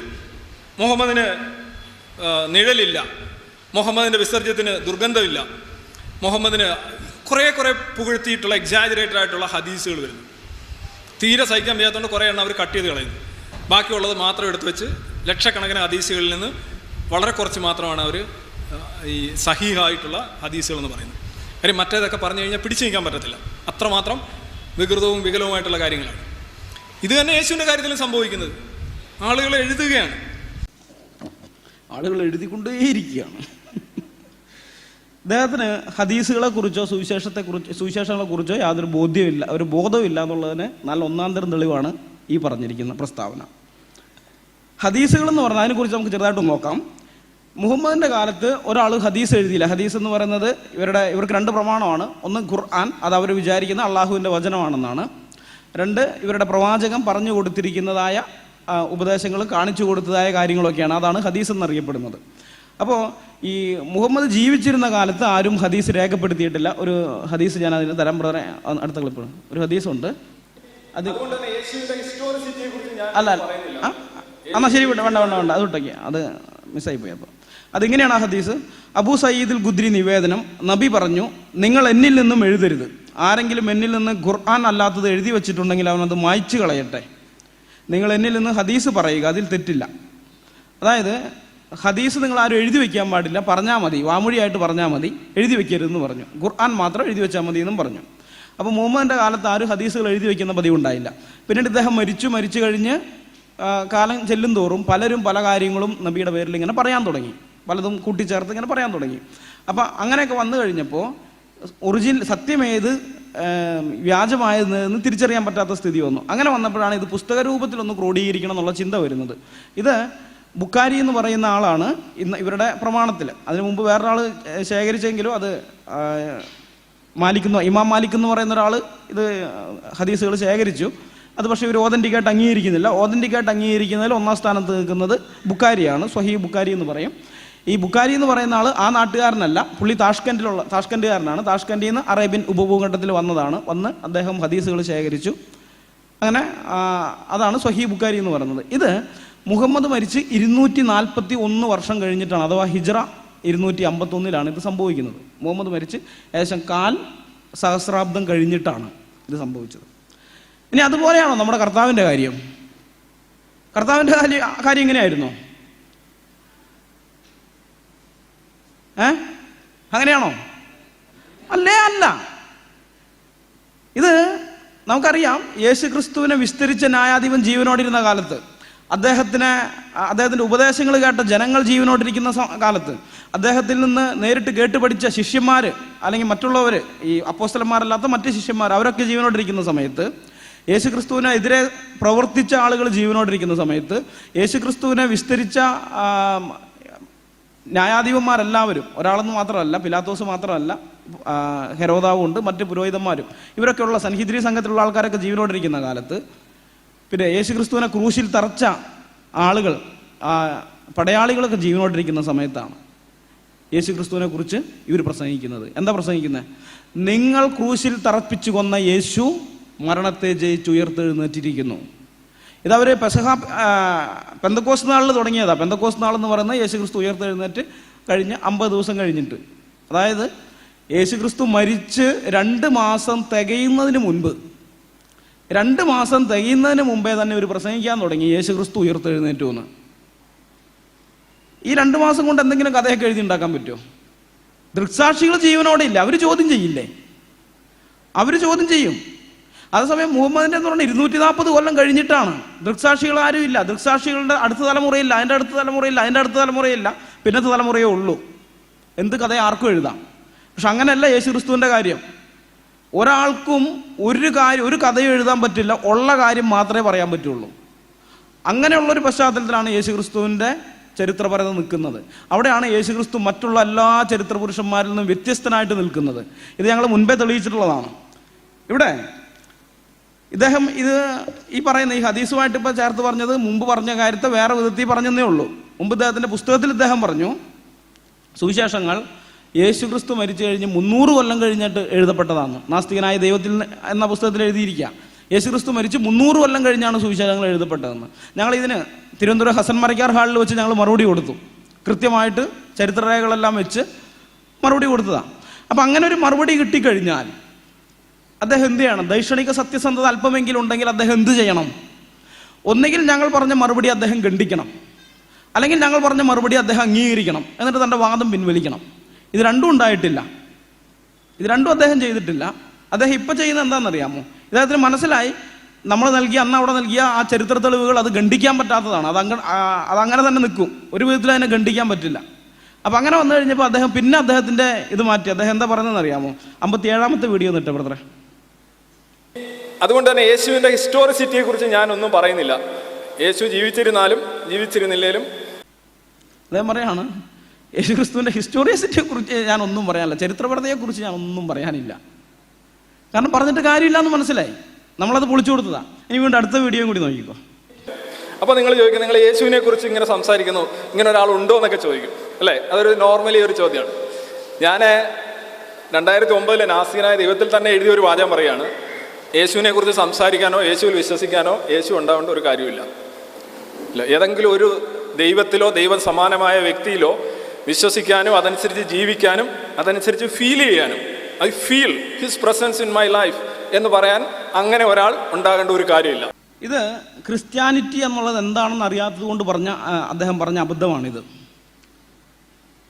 ലോകത്തെ മറ്റ് മതങ്ങളെല്ലാം നമ്മൾ നോക്കുകയാണെങ്കിൽ, മതങ്ങളെ ഏത് മതം എടുത്ത് നോക്കിക്കോ, അതെല്ലാം ഈ മതസ്ഥാപകരുടെ ഉപദേശത്തിൻ്റെ അടിസ്ഥാനത്തിലാണ് നിലനിൽക്കുന്നത്. ബുദ്ധമതം ബുദ്ധൻ്റെ ഉപദേശത്തിൻ്റെ അടിസ്ഥാനത്തിലാണ്. ഏത് മതം അങ്ങനെയാണ്, അതിൻ്റെ സ്ഥാപകൻ്റെ ഉപദേശത്തിൻ്റെ അടിസ്ഥാനത്തിലാണ്. പക്ഷേ ക്രിസ്ത്യാനിറ്റി നിലനിൽക്കുന്നത് ക്രിസ്തുവിൻ്റെ ഉപദേശത്തിൻ്റെ അടിസ്ഥാനത്തിലാണോ? അല്ല. ക്രിസ്തു എന്ന് പറയുന്ന ആ വ്യക്തി പ്രഭാവത്തിൻ്റെ അടിസ്ഥാനത്തിൽ, ആ വ്യക്തി അവൻ്റെ ആളത്വം എന്താണ് അത് തിരിച്ചറിഞ്ഞ് അതിലാണുള്ളത്. യേശു ക്രിസ്തു എന്ന് പറയുന്ന വ്യക്തിയാണ് ക്രിസ്ത്യാനിറ്റിക്ക് ആധാരമായിരിക്കുന്നത്, അല്ലാണ്ട് യേശു ക്രിസ്തുവിൻ്റെ ഉപദേശമല്ല. വ്യത്യാസം ഇവിടെയാണ്. മറ്റുള്ള ആളുകളെയൊക്കെ സംബന്ധിച്ചിടത്തോളം ബുദ്ധൻ ജീവിച്ചാലും ഇല്ലെങ്കിൽ അതൊരു വിഷയമല്ല, ഉപദേശം മാത്രം ഇങ്ങോട്ട് കിട്ടിയാൽ മതി. ബുദ്ധൻ്റെ പേരിൽ വേറെ ആരെഴുതി ഉണ്ടാക്കിയതായാലും പ്രശ്നമില്ല, ഉപദേശം കിട്ടിയാൽ മതി, ഉപദേശം അനുസരിച്ച് ജീവിച്ചോളാം. പക്ഷെ ക്രിസ്തുവിൻ്റെ കാര്യത്തിൽ, ക്രിസ്ത്യാനിറ്റിയിൽ അത് പറ്റില്ല. യേശു ക്രിസ്തു എന്ന് പറയുന്ന വ്യക്തി ഉണ്ടായേ മതിയാവുകയുള്ളൂ, എങ്കിൽ മാത്രമേ ക്രിസ്ത്യാനിറ്റി നിലനിൽക്കുകയുള്ളൂ. ഒരു വ്യക്തി അവൻ ക്രിസ്ത്യാനിയാവാൻ അവൻ തീരുമാനിച്ചാൽ ആദ്യം അവൻ ക്രിസ്തുവിനെ സ്വീകരിക്കണം, അല്ലാതെ പറ്റില്ല. താനൊരു പാപിയാണെന്നും യേശു ക്രിസ്തു പാപമില്ലാത്തവനായി ജനിച്ച് എൻ്റെ പാപത്തിന് പരിഹാരം വരുത്തി ക്രൂശിൽ മരിച്ച് 3-ാം ദിവസം ഉയർത്തെഴുന്നേറ്റു എന്നുള്ളത് അവൻ വിശ്വസിക്കണം. അത് വിശ്വസിച്ചാൽ മാത്രം പോരാ, ആ യേശു ക്രിസ്തുവിനെ കർത്താവായിട്ട് അവൻ സ്വീകരിക്കുകയും വേണം. ഇങ്ങനെ ചെയ്തെങ്കിൽ മാത്രമേ ഒരുവന് ആ ക്രിസ്ത്യാനിറ്റിയിലേക്കുള്ള ആ ഫസ്റ്റ് സ്റ്റെപ്പ് തന്നെ വെക്കാൻ പറ്റുകയുള്ളൂ.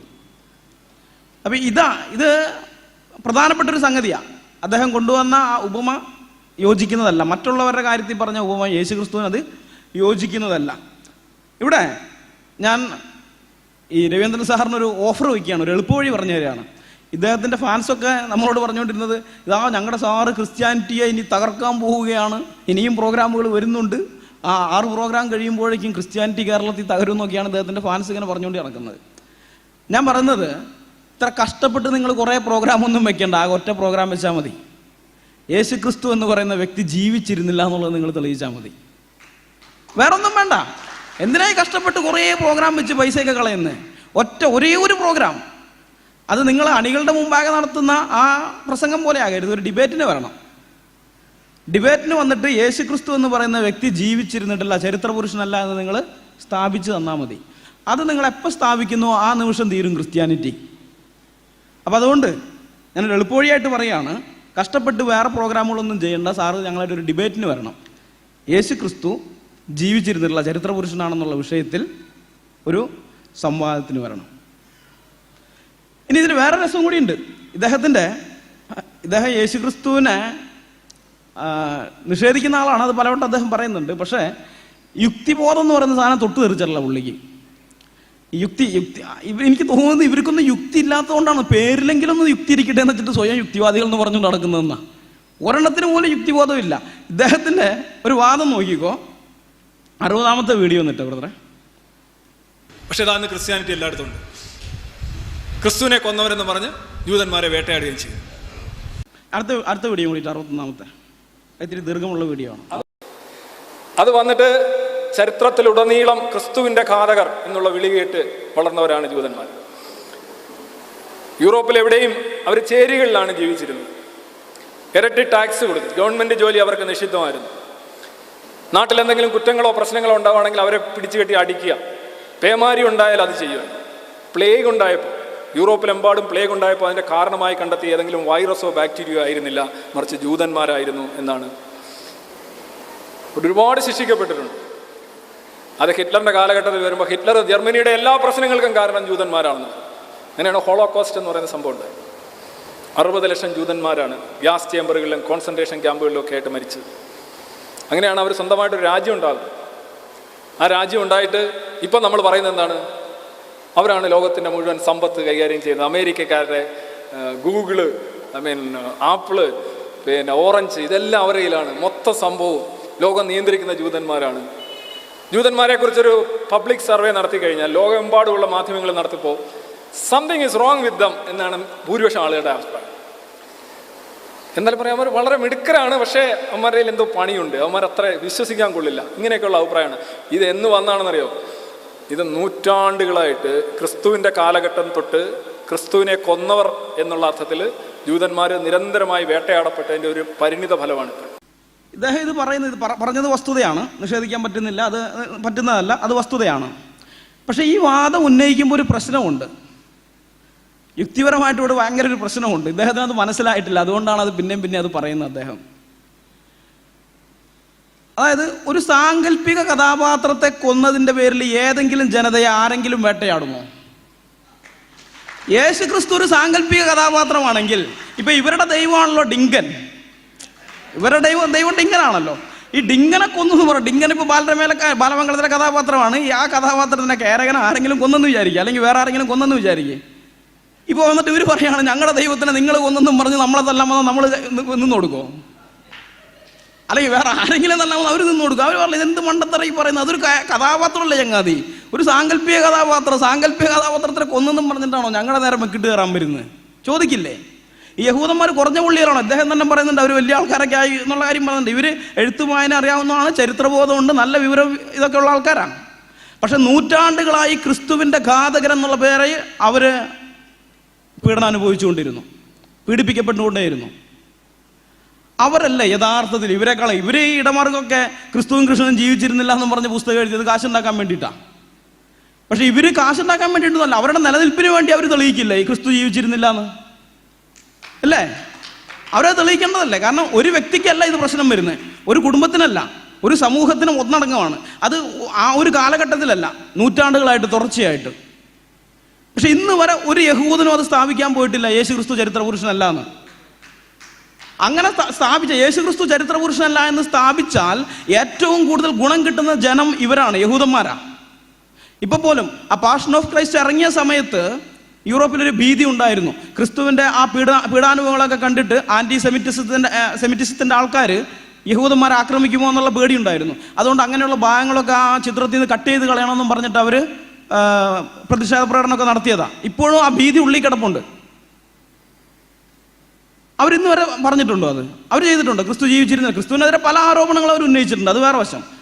പക്ഷെ ക്രിസ്തു ജീവിച്ചിരുന്നില്ല എന്നൊരാളും പറഞ്ഞിട്ടില്ല. എൻ്റെ ഒരു സ്നേഹിതനുണ്ട്, എൻ്റെ നാട്ടുകാരനാണ്, ജേക്കബ് ബർണർ എന്ന് പറഞ്ഞു. ഒരു പക്ഷേ ഇപ്പം അദ്ദേഹം ഇത് ലൈവ് കണ്ടുകൊണ്ടിരിക്കുന്നുണ്ടാവും. അദ്ദേഹം ഇറ്റലിയിലാണ് ജോലി ചെയ്യുന്നത്, വൈഫും അവിടെയാണ്. അപ്പോൾ ഇദ്ദേഹം കുറച്ചാൾ മുമ്പ് എനിക്കൊരു ഇതയച്ചു, ഒരു വാട്സാപ്പിൽ ഒരു ക്ലിപ്പ് അയച്ചു. അദ്ദേഹം പറഞ്ഞു, അത്ഭുതറേ, ഞാൻ എൻ്റെ ഈ രവീന്ദ്രൻ്റെ പ്രോഗ്രാം അതിൻ്റെ വീഡിയോ അപ്ലോഡ് ചെയ്ത് കഴിഞ്ഞതിന് ശേഷം ഞാനത് കണ്ടിട്ട് ഞാനും വൈഫ് ഇരുന്ന് ചിരിക്കുകയായിരുന്നു. അത് കഴിഞ്ഞ് ഞാൻ പിറ്റേ ദിവസം ജോലിക്ക് എന്ന് കഴിഞ്ഞപ്പോൾ അദ്ദേഹത്തിൻ്റെ കൂടെ ജോലി ചെയ്യുന്ന ഒരാൾ ഒരു യഹൂദനാണ്. അപ്പോൾ ആ യഹൂദനോട് പറഞ്ഞു, ഞങ്ങളുടെ നാട്ടിൽ ഒരു രവീന്ദ്രൻ എന്ന് പറഞ്ഞൊരു കോളേജ് അധ്യാപകനുണ്ട്, അദ്ദേഹം യേശു ക്രിസ്തു ജീവിച്ചിരുന്നില്ല എന്നൊക്കെയാണ് പ്രസംഗിച്ച് നടക്കുന്നതെന്ന്. ഇത് കേട്ടപ്പോൾ ആ യഹൂദൻ പറഞ്ഞ അവനോട് വേറെ വല്ല പണിക്കും പോകാൻ പറ, അവനൊന്നും കോളേജ് അധ്യാപകനായിരിക്കാനുള്ള യോഗ്യതയൊന്നുമില്ല.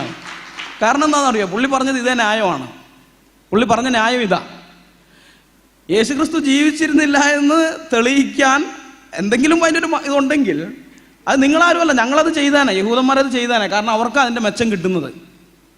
പക്ഷെ ഞങ്ങൾ ഇന്നുവരെ അതിന് ശ്രമിച്ചിട്ടില്ലല്ലോ എന്നാണ് പുള്ളി ചോദിക്കുന്നത്. ഞങ്ങൾ യേശുവിനെ ക്രിസ്തുവായിട്ട് അംഗീകരിക്കുന്നൊന്നുമില്ല, ഞങ്ങളുടെ മശിയല്ല, ഞങ്ങൾ മശിയനെ കാത്തിരിക്കുക. പക്ഷെ യേശു എന്ന് പറയുന്ന ഒരു വ്യക്തി ചരിത്രത്തിൽ ജീവിച്ചിരുന്നയാളാ, അത് നിഷേധിക്കാൻ പറ്റില്ല. അപ്പൊ ഇദ്ദേഹം തന്നെ ഇൻഡയറക്റ്റ് ആയിട്ട് പറയാണ്, ഒന്നുകിൽ ഇദ്ദേഹം മന്ദബുദ്ധിയാണ്, കാരണം ഈ സാങ്കല്പിക കഥാപാത്രങ്ങളെയൊക്കെ കൊന്നതിന്റെ പേരിൽ മനുഷ്യരെ നൂറ്റാണ്ടുകളോളം വേട്ടയാടുമെന്ന് ചിന്തിക്കുന്ന ഒരു മന്ദബുദ്ധി ആയിരിക്കണം.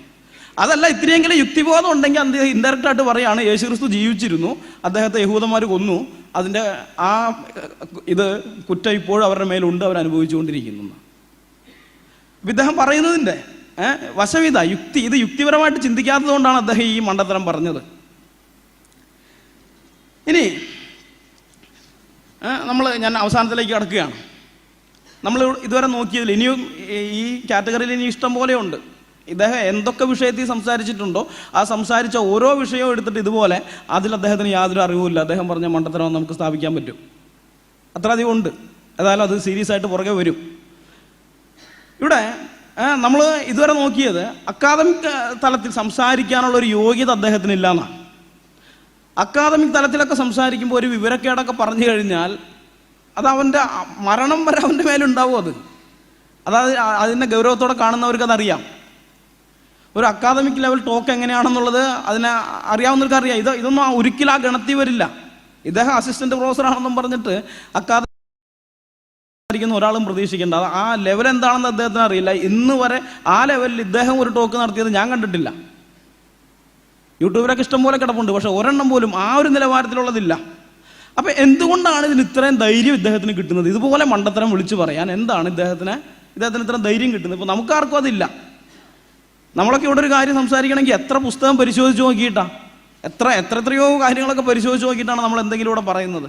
പക്ഷെ ഇദ്ദേഹത്തിന് ആ പ്രശ്നമൊന്നുമില്ല, ചുമ്മാ മണ്ടത്തരം വിളിച്ചു പറയാണ്. എന്താ, എവിടെന്നാ ഈ ധൈര്യം കിട്ടുന്നത്? അവിടെയാണ് ഇദ്ദേഹത്തിൻ്റെ ഫാൻസ് വരുന്നത്. അതും കൂടി പറയാതെ വിടാൻ പറ്റിയല്ല.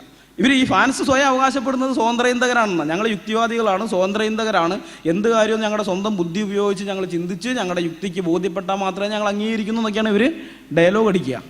ഒന്നുമില്ല, ഒരു ചിന്തയില്ല. അണ്ണൻ എന്ത് പറയുന്നോ അതൊക്കെ തന്നെ തമ്പിമാർ കേട്ടോളും, അത്രേ ഉള്ളൂ. നമുക്ക് ചില കാര്യങ്ങൾ നോക്കാം. ഈ അനുയായികൾ വാസ്തവം പറഞ്ഞു കഴിഞ്ഞാൽ നമ്മൾ സാധാരണ ആൾക്കാരെ കുറിച്ചൊക്കെ പറയാറുണ്ട്, ഈ ബ്രെയിൻ വാഷിങ്ങിന് വിധേയരായി എന്ന്, മസ്തിഷ്ക പ്രക്ഷാളനത്തിന് വിധേയരായ ആൾക്കാരെന്നൊക്കെ. ഇദ്ദേഹത്തിൻ്റെ അണികൾ അങ്ങനെയുള്ളവരൊന്നും അല്ല കേട്ടോ, അങ്ങനെ തെറ്റിദ്ധരിക്കണ്ട. അവർ ബ്രെയിൻ വാഷിങ്ങിന് വിധേയരായവരല്ല, അവർ ബ്രെയിൻ എവല്യൂഷന് വിധേയരായവരാ. മനസ്സിലായോ? അവർ മസ്തിഷ്ക പ്രക്ഷാളനമല്ല, മസ്തിഷ്ക പരിണാമത്തിന് വിധേയരായവർ. അവരുടെ തലച്ചോറ് പരിണമിച്ച് വേറെ ഏതോ ജീവികളുടെ തലച്ചോറൊക്കെ ആയി മാറി എന്ന് തോന്നുന്നു. മനുഷ്യൻ്റെ തലച്ചോറല്ല അവർക്കുള്ളത്. ഉണ്ടെങ്കിൽ അവരിത് മനസ്സിലാക്കിയാനോ, ചിന്തിച്ചാനോ. ഞാൻ ഇവരുടെ ചില ഇദ്ദേഹത്തിൻ്റെ വീഡിയോയ്ക്ക് താഴെ ഇവരിടുന്ന കമൻറ്റുകൾ, അതുപോലെ നമ്മുടെയൊക്കെ ഇദ്ദേഹത്തിൻ്റെ മറുപടി പ്രസംഗം നമ്മൾ നടത്തി കഴിഞ്ഞാൽ ആ മറുപടി പ്രസംഗത്തിന് താഴെ ഇവർ വന്നിടുന്ന വീഡിയോസ് കമൻറ്റുകളുണ്ട്. അത് പിന്നെ ഫേസ്ബുക്കിൽ ഇന്നലത്തെ ജെറി ബ്രദറിൻ്റെ ആ ഇത് നമ്മൾ വീഡിയോ ലൈവ് ചെയ്ത് കഴിഞ്ഞപ്പോൾ അതിൻ്റെ താഴെ വന്ന് ഓരോരുത്തർ കരയായിരുന്നു. ഞങ്ങളുടെ സാർ ഇതിലൊക്കെ മറുപടി തരാതെ വീടില്ലടാ എന്നൊക്കെ പറഞ്ഞിരുന്നു കരച്ചിലേക്ക്. എൻ്റെ അമ്മൂ കാണണം. അപ്പോൾ നമുക്ക് ചിലത് നോക്കാം, കുറച്ച് ബ്രദറെ ഓരോന്ന് നോക്കാം.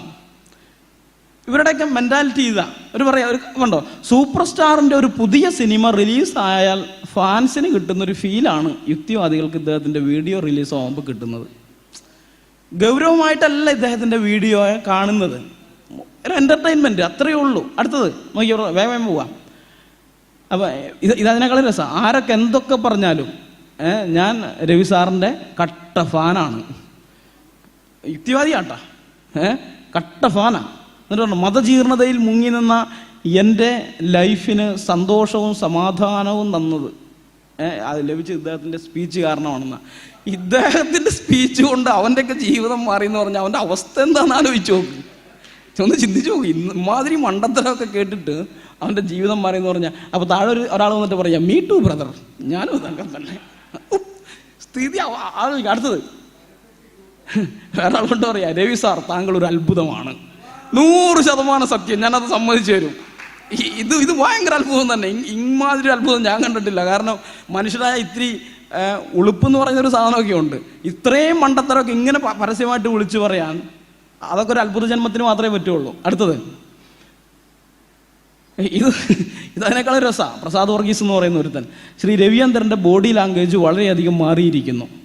ഊള പാസ്റ്റർമാരുടെ വീഡിയോകൾ താങ്കളെ പ്രകോപിപ്പിച്ചു എന്നറിയാം. പ്രഭാഷണം ഇങ്ങനെ തുടർന്നാൽ ലെവന്മാരുടെ കട പൂട്ടിപ്പോകും. ഈ പ്രഭാഷണം മിനിമം 10 പരമ്പര ആയിട്ടേ അവസാനിപ്പിക്കാവൂ. ഗംഭീരമായിരിക്കുന്നു എന്നും പറഞ്ഞു. ഇവരുടെ വിചാരം ഈ രവീന്ദ്രൻ ഇങ്ങനെയൊക്കെ പറയുമ്പോൾ പിന്നെ നമുക്ക് മറുപടിയില്ല എന്നാണ്, നമുക്ക് ഉത്തരവില്ല എന്നാണ് ഇവരുടെ ചിന്ത. ഇനി ഈ സംഗതി ചില ആൾക്കാർ അവിടെ തന്നെ ചോദ്യം ചോദിച്ചിരുന്നു. ഈ കനാനിൽ നിന്ന് ഈജിപ്തിലേക്കുള്ള ദൂരത്തെക്കുറിച്ച് ചോദിച്ചിട്ട് ഇവർക്ക് ഉത്തരം ഉണ്ടായിരുന്നില്ല. അപ്പോൾ അതിനെ കളിയാക്കിയിട്ട് ഒരുത്തം പറയാണ്, കനാനിൽ നിന്ന് ഈജിപ്തിലേക്കുള്ള ദൂരം അളക്കാൻ പോയ പെന്തോകൾ തിരിച്ചു വരുമ്പോൾ ആരെങ്കിലും കുറച്ച് കഞ്ഞി കൊടുത്തേക്കണേന്ന്. കഞ്ഞി കുടിക്കാൻ പറ്റുന്ന അവസ്ഥയിൽ ഇപ്പം ഇരിക്കുന്ന രവീന്ദ്രനും ഫാൻസുമാണ്. അവരുടെ അവസ്ഥയായി ഇപ്പം അങ്ങനെ. അതെ, കഞ്ഞിവെള്ളം കുടിക്കേണ്ട സ്ഥിതിയിലാണ് ഇപ്പം അവരുള്ളത്. ഇനി അടുത്തത് ഒരുത്തം പറയാണ്, സാറിൻ്റെ പുതിയ സ്പീച്ച്, ആ പുതിയ പ്രഭാഷണം എന്തെങ്കിലും അപ്ലോഡ് ചെയ്ത് കണ്ടു കഴിഞ്ഞാൽ ഓണവും പെരുന്നാളും ക്രിസ്മസും എല്ലാം ഒരുമിച്ച് വന്ന പോലെയാണ്.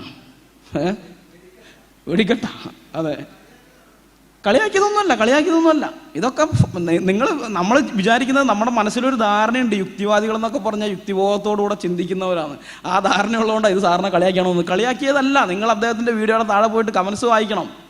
കമൻസ് വായിച്ചു കഴിഞ്ഞാൽ മനസ്സിലാവും. ഇനി ഇതതിനേക്കാളും രസം.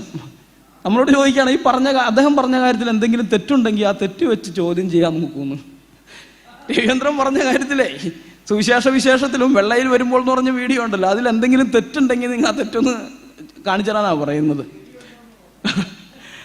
എന്നിട്ട് താഴെ ഒരുത്തൻ്റെ കമൻറ്റ് കണ്ട, ഇത് ചെറുത്, വലുത് വരാൻ പോകുന്നേ ഉള്ളൂ എന്ന്. ഇതിലും വലുത് വന്നാൽ എന്തായിരിക്കും അവസ്ഥ? ഓ, ഇത് തന്നെ ഇങ്ങനെ, ഇതിലും വലുത് വന്നാൽ എന്തായിരിക്കും? അടുത്തത് ഇത് ഇവർക്ക് മറുപടി ആയിട്ട് നമ്മളിട്ട വീഡിയോയുടെ കീഴെ വന്നിട്ട് പറഞ്ഞിരിക്കുന്നതാണ്. പറയാണ്, ഡാ പോടാ, പോയി രവി സാറിൻ്റെ കാല് കഴുകി കുടി, ഊളച്ചറ്റ. ഈ കുറേ കൂടി ഇതൊക്കെ ആയിട്ടുള്ളതാണ്, ഞാൻ വായിക്കുന്നില്ല, നിങ്ങൾ വായിച്ചാൽ മതി.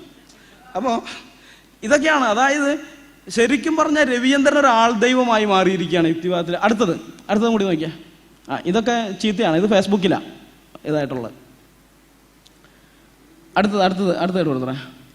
ഇതാണ് ഇതിനേക്കാളും വലിയ കോമഡി. ഒരാൾ പറയാണ്, I feel jealous with Ravichandran sir students, they are lucky. പറയാ, രവീന്ദ്രൻ സാറിൻ്റെ വിദ്യാർത്ഥികളോട് എനിക്ക് അസൂയ തോന്നുന്നു, അവർ മഹാഭാഗ്യവാന്മാരാ. അതെടുക്കാറില്ല. അപ്പോൾ വേറൊരാൾ വന്നിട്ട് പറയാ, I always use to think about it. എന്നിട്ട് എനിക്കതിൽ വിഷമമുണ്ടെന്ന്, എൻ്റെ കാര്യത്തിൽ എനിക്ക് വിഷമമുണ്ടെന്ന്. ആലോചിച്ച് നോക്ക്, അദ്ദേഹത്തിൻ്റെ വിദ്യാർത്ഥികളായിരിക്കുന്നവരോട് അസൂയ തോന്നുന്നു. ഇത് പറഞ്ഞു കഴിഞ്ഞപ്പോഴാണ് ഞാൻ 2 വീഡിയോ ഇനി കാണിക്കുക, അതും കൂടി കാണിച്ച് അവസാനിപ്പിക്കുകയാണ്. ഇദ്ദേഹത്തിൻ്റെ വിദ്യാർത്ഥി മാത്യുവിൻ്റെ ജീനിയോളജി അനുസരിച്ച് യേശു ജനിക്കുന്നത് ബെത്ലഹേമിലാണ്. വൈസ് പീപ്പിൾ സ്റ്റാറിനെ കണ്ടിട്ട് അവർ വരുന്നു. അന്ന് ഹെറോദ് രാജാവിൻ്റെയൊക്കെ ഈ വൈസ് പീപ്പിൾ എന്ന് പറയുന്നുണ്ട്, മജൈ എന്ന് പറയും. അവർ പറയുന്നുണ്ട് യേശു എന്ന് പറയുന്ന ഒരാൾ ജനിച്ചിരിക്കുന്നു, അയാൾ ജൂതന്മാരുടെ രാജാവാണെന്ന് പറയുന്നു. അപ്പോൾ ഹെറോദ് എന്ത് ചെയ്യും? ഈ കുട്ടികളെ മുഴുവൻ കൊല്ലാനായിട്ട്, പുതുതായിട്ട് ജനിച്ച നവജാത ശിശുക്കളെ മുഴുവൻ കൊല്ലാനായിട്ട് ഉത്തരവ് കൊടുക്കും. അവസാനത്തെ വരി ശ്രദ്ധിച്ചോ നിങ്ങൾ? അവസാനത്തെ വരി ഒന്നും കൂടി വെച്ചോ ബ്രദറെ. അപ്പോൾ ഹെറോദ് എന്ത് ചെയ്യും? ഈ കുട്ടികളെ മുഴുവൻ കൊല്ലാനായിട്ട്, പുതുതായിട്ട് ജനിച്ച നവജാത ശിശുക്കളെ മുഴുവൻ കൊല്ലാനായിട്ട് ഉത്തരവ് കൊടുക്കും. പുതുതായി ജനിച്ച നവജാത ശിശുക്കളെ എല്ലാം കൊല്ലാൻ ഉത്തരവ് കൊടുക്കുന്നു. പുതുതായി ജനിച്ച നവജാത ശിശുക്കൾ. ആലോചിച്ച് നോക്കുക, ഒരു ഭാഷാധ്യാപകൻ അദ്ദേഹം. ഇതിപ്പോൾ ഇവരുടെ കൂട്ടത്തിൽ വേറെ യുക്തിവാദികളുണ്ട്. ഇപ്പോൾ വിശ്വനാഥൻ ചാത്തുകുത്ത് ഡോക്ടറാണ് അദ്ദേഹമാണ് ഇത് പറഞ്ഞെങ്കിൽ ഞാൻ എടുക്കില്ല ഇത്. കാരണം ഒരു ഡോക്ടർ ഭാഷ ശരിയായിട്ട് കൈകാര്യം ചെയ്യണമെന്നില്ല, അദ്ദേഹത്തിന് പറയുമ്പോൾ അബദ്ധം പറ്റിയെന്ന് വരും. പക്ഷെ ഒരു ഭാഷാധ്യാപകൻ അതൊരിക്കലും വരാൻ പാടില്ല. ഇംഗ്ലീഷ് നമ്മൾ നോക്കുന്നുണ്ട്. അപ്പോൾ ഒരു ഭാഷാധ്യാപകൻ അതൊരിക്കലും വരാൻ പാടില്ല. ഭാഷാധ്യാപകൻ കൃത്യമായിട്ട് ഭാഷയുടെ ആ പ്രയോഗങ്ങളെ കൃത്യമായിട്ട് തന്നെ ശ്രദ്ധിക്കേണ്ട ആളാണ്. അദ്ദേഹം പറയാം, പുതുതായി ജനിച്ച നവജാത ശിശുക്കളെ കൊല്ലാൻ ഉത്തരവിട്ടു. അപ്പോൾ പുതുതായിട്ടല്ലാതെ ഇനി പഴയതായിട്ട് നവജാത ശിശുക്കൾ ജനിക്കുമോ? അല്ല, അറിയാണ്ട് ചോദിക്കണേ. ഇപ്പൊ ഇംഗ്ലീഷാണെന്ന് പറഞ്ഞ സ്ഥിതിക്ക് അടുത്ത വീഡിയോ കൂടി നമുക്കൊന്ന് കാണാം.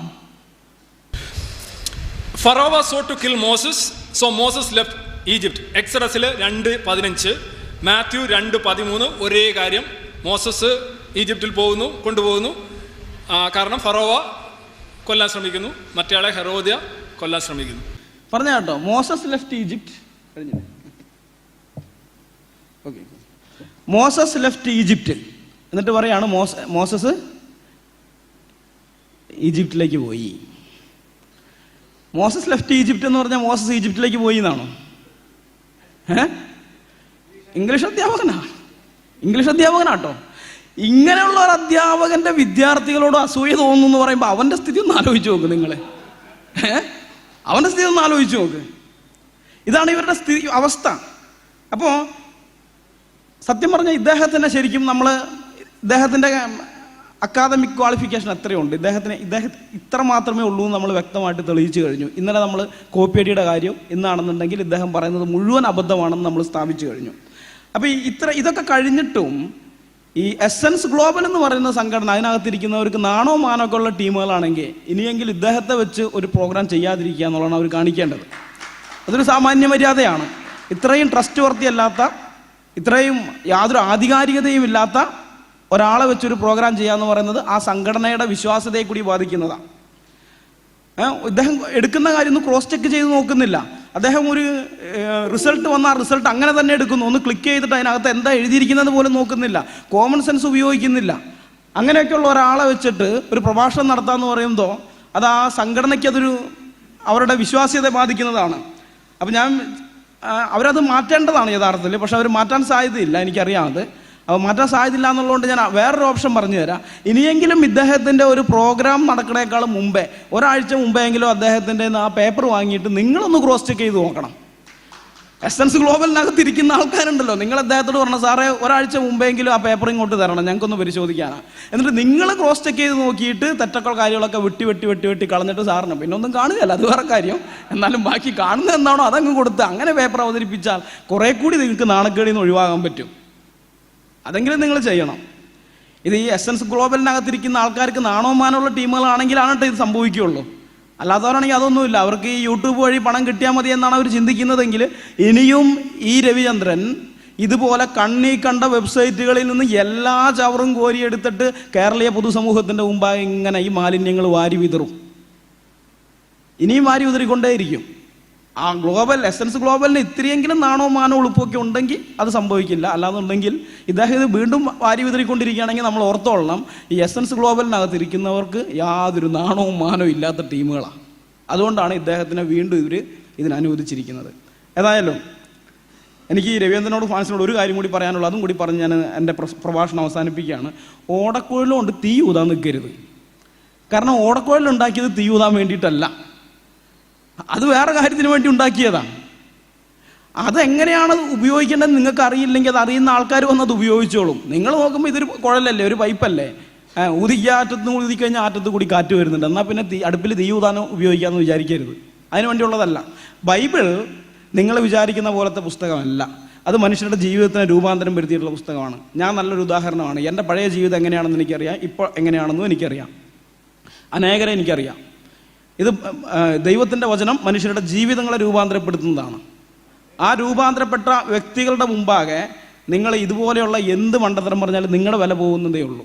അറിവില്ലാത്തവരെ നിങ്ങൾക്ക് പറഞ്ഞു പറ്റിക്കാൻ പറ്റും, പക്ഷെ അറിവുള്ളവരുടെ മുമ്പാകെ യാതൊന്നും നടക്കുകയില്ല. അതുകൊണ്ട് ഇങ്ങനെയുള്ള ഈ ഗിമ്മിക്കുകളൊക്കെ അവസാനിപ്പിച്ച് നിങ്ങൾ ആർജവത്തോടു കൂടെ ഒരു സംവാദത്തിന്, ഞങ്ങളുമായിട്ട് സാക്ഷിയുമായിട്ടൊരു സംവാദത്തിന് വരാൻ നിങ്ങൾ ഇനിയെങ്കിലും മനസ്സ് വയ്ക്കും. കാരണം വസ്തുതകൾ ഇരുവശത്തുള്ളത് എന്തൊക്കെയാണ് പറയാനുള്ളതെന്ന് ജനം അറിയട്ടെ, പൊതുജനം അറിയട്ടെ. അല്ലാതെ ഏകപക്ഷീയമായിട്ട് നിങ്ങളിങ്ങനെ മണ്ടത്തരം പറഞ്ഞ് മാത്രം മുന്നോട്ട് പോയിട്ട് പ്രയോജനമൊന്നുമില്ല എന്ന് ഒന്നുകൂടി ഓർപ്പിച്ചുകൊണ്ട് ഞാൻ എൻ്റെ പ്രഭാഷണം അവസാനിപ്പിക്കുകയാണ്. ദൈവത്തിൻ്റെ നാമം വാഴ്ത്തപ്പെടുമാറാകട്ടെ. ആമേൻ.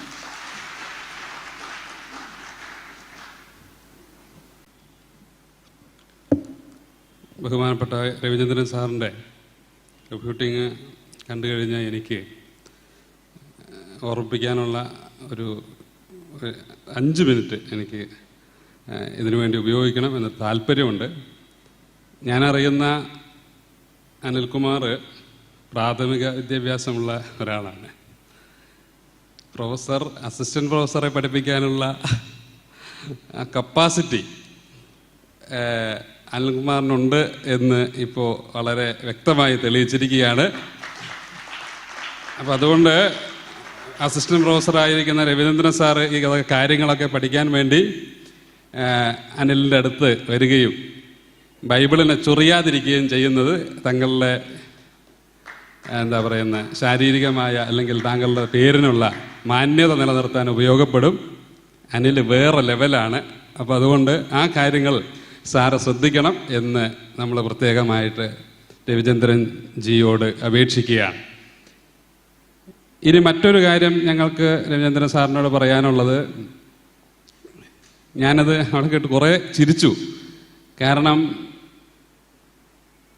ചെളി ചെങ്കടലിലുണ്ട് എന്ന് കണ്ടുപിടിച്ച സാറ് വേറൊരു സ്ഥലത്തും കൂടെ ചെളിയുണ്ട് എന്ന് ഞങ്ങൾക്ക് ഉറപ്പിച്ചു തന്നിരിക്കുകയാണ്.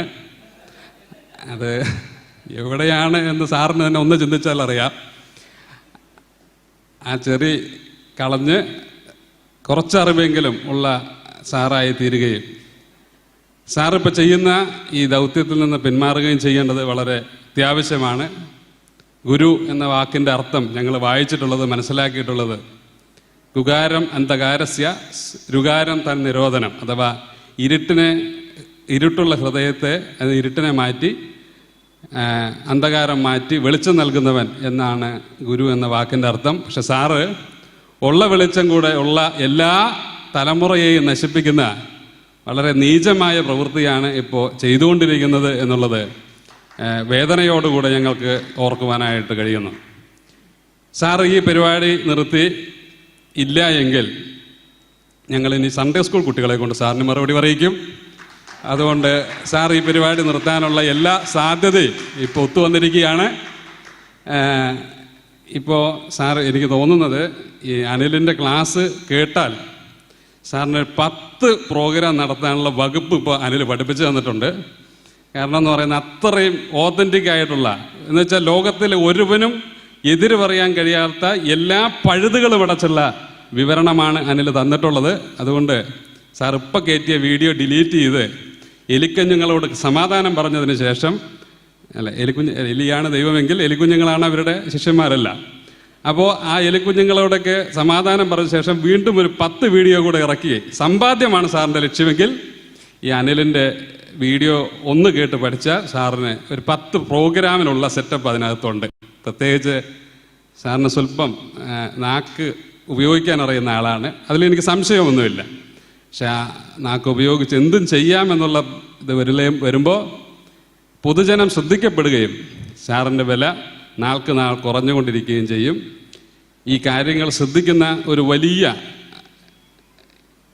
പക്ഷം പിടിക്കാത്ത ഒരു പൊതുസമൂഹമുണ്ട് എന്ന് സാറ് മനസ്സിലാക്കണം എന്നുള്ള ഒരു അപേക്ഷ കൂടെ ഞങ്ങൾക്ക് സാറിനോട് പറയുവാനുണ്ട്. അതുകൊണ്ട് ഈ ദിവസങ്ങൾ മുന്നോട്ട് പോകുമ്പോൾ സാറിൻ്റെ അടുത്ത പ്രോഗ്രാം കഴിയുമ്പോൾ ഞങ്ങൾക്ക് ഇനിയും തുടരെ പ്രോഗ്രാമുകൾ നടത്തേണ്ടുന്ന ഗതികേടിലാണ് ഞങ്ങൾ.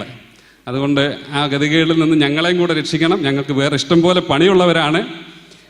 വേറെ ഒരുപാട് കാര്യങ്ങൾക്ക് വേണ്ടി ഞങ്ങൾക്ക് ഓടാനുണ്ട്, കാര്യങ്ങൾ ചെയ്യാനുണ്ട്. അതുകൊണ്ട് ഞങ്ങളുടെ സമയം മെനക്കെടുത്തരുത്, നാട്ടുകാരുടെ സമയം മെനക്കെടുത്തരുത്, ഇനി ഇത് കേൾക്കുന്നവരുടെ സമയം മെനക്കെടുത്താതിരിക്കുക എന്നുള്ള ഒരു വലിയ ഉപകാരം കൂടെ സാറ് ചെയ്യണം എന്ന് പ്രത്യേകാൽ ഓർപ്പിക്കുന്നു. സാർ എന്ത് പറഞ്ഞാലും കൃത്യമായ മറുപടി തുടർന്നുള്ള ദിവസങ്ങളിൽ വന്നിരിക്കും. അതിന് യാതൊരു സംശയവും സാക്ഷ്യ പൊളിറ്റിക്സ് നെറ്റ്വർക്കിനില്ല. അതിന് എനിക്ക് സാറിനെ ഓർപ്പിക്കാനുള്ള ഈ കാര്യം സാർ എന്തെങ്കിലും കേൾക്കുമെങ്കിൽ അത് സാറിന് മനം തിരിയുന്നതിന് മുഖാന്തരമായി തീരട്ടെ. അതുകൊണ്ട് ഞങ്ങൾക്ക് ബൈബിളിൽ 100%, 101% വിശ്വാസമുള്ളവരാണ്. നേരത്തെ അനിൽ ഓർപ്പിച്ചതുപോലെ എന്നെ മാനിച്ചവനെ ഞാൻ മാനിക്കുമെന്ന് ദൈവം പറഞ്ഞിട്ടുണ്ടെങ്കിൽ അത് 100%, 101% ജീവിതത്തിൽ പ്രായോഗിക തലത്തിലേക്ക് വന്നിട്ടുള്ള ആളുകളാണ് ഞങ്ങൾ. അതുകൊണ്ട് തന്നെ ഈ കാര്യങ്ങൾ ബൈബിളിനെ നിന്ദിക്കുന്നവർ സ്വയം നിന്ദിതരായിത്തീരുന്ന, സാറിൻ്റെ ഗ്രാഫ് താഴോട്ട് വന്നുകൊണ്ടിരിക്കുന്ന ദിവസങ്ങളാണ് ഇനി വരുവാൻ പോകുന്നത്. അതുകൊണ്ട് സാറ് സൂക്ഷിക്കുകയും ഈ കാര്യങ്ങൾക്ക് യുക്തിപരമായ ഒരു തീരുമാനമെടുക്കുകയും ചെയ്യണം എന്ന് ഞങ്ങൾ അപേക്ഷിക്കുന്നു. ഇപ്പോൾ ഞങ്ങളുടെ മീറ്റിംഗ് കഴിഞ്ഞു. വരുന്ന ദിവസങ്ങളിൽ വീണ്ടും കാണുവാനുള്ള ദൗർഭാഗ്യം ഞങ്ങൾക്കുണ്ടായിത്തീർന്നാൽ ഇതിന് മറുപടി പറയാനുള്ള ഒരു സ്റ്റേജ് സാറ് ഞങ്ങളെ നിർബന്ധിച്ചാൽ തീർച്ചയായും സൺഡേ സ്കൂൾ കുട്ടികൾക്കൂടെ കൊണ്ട് ഞങ്ങൾ മറുപടി പറയിക്കും. സാറിന് നാണക്കേടാണ്. ഈ 2ലും 5ലൊക്കെ പഠിക്കുന്ന പിള്ളേർ സാറിന് മറുപടി പറയാന്ന് പറയുന്നത് തീരെ മോശമാണ്. ഈ കാര്യം സാറ് മനസ്സിലാക്കണം എന്നുള്ള അപേക്ഷ ഇപ്പോൾ ഞങ്ങളുടെ വാക്കുകൾക്ക് വിരാമം കുറിക്കുന്നു.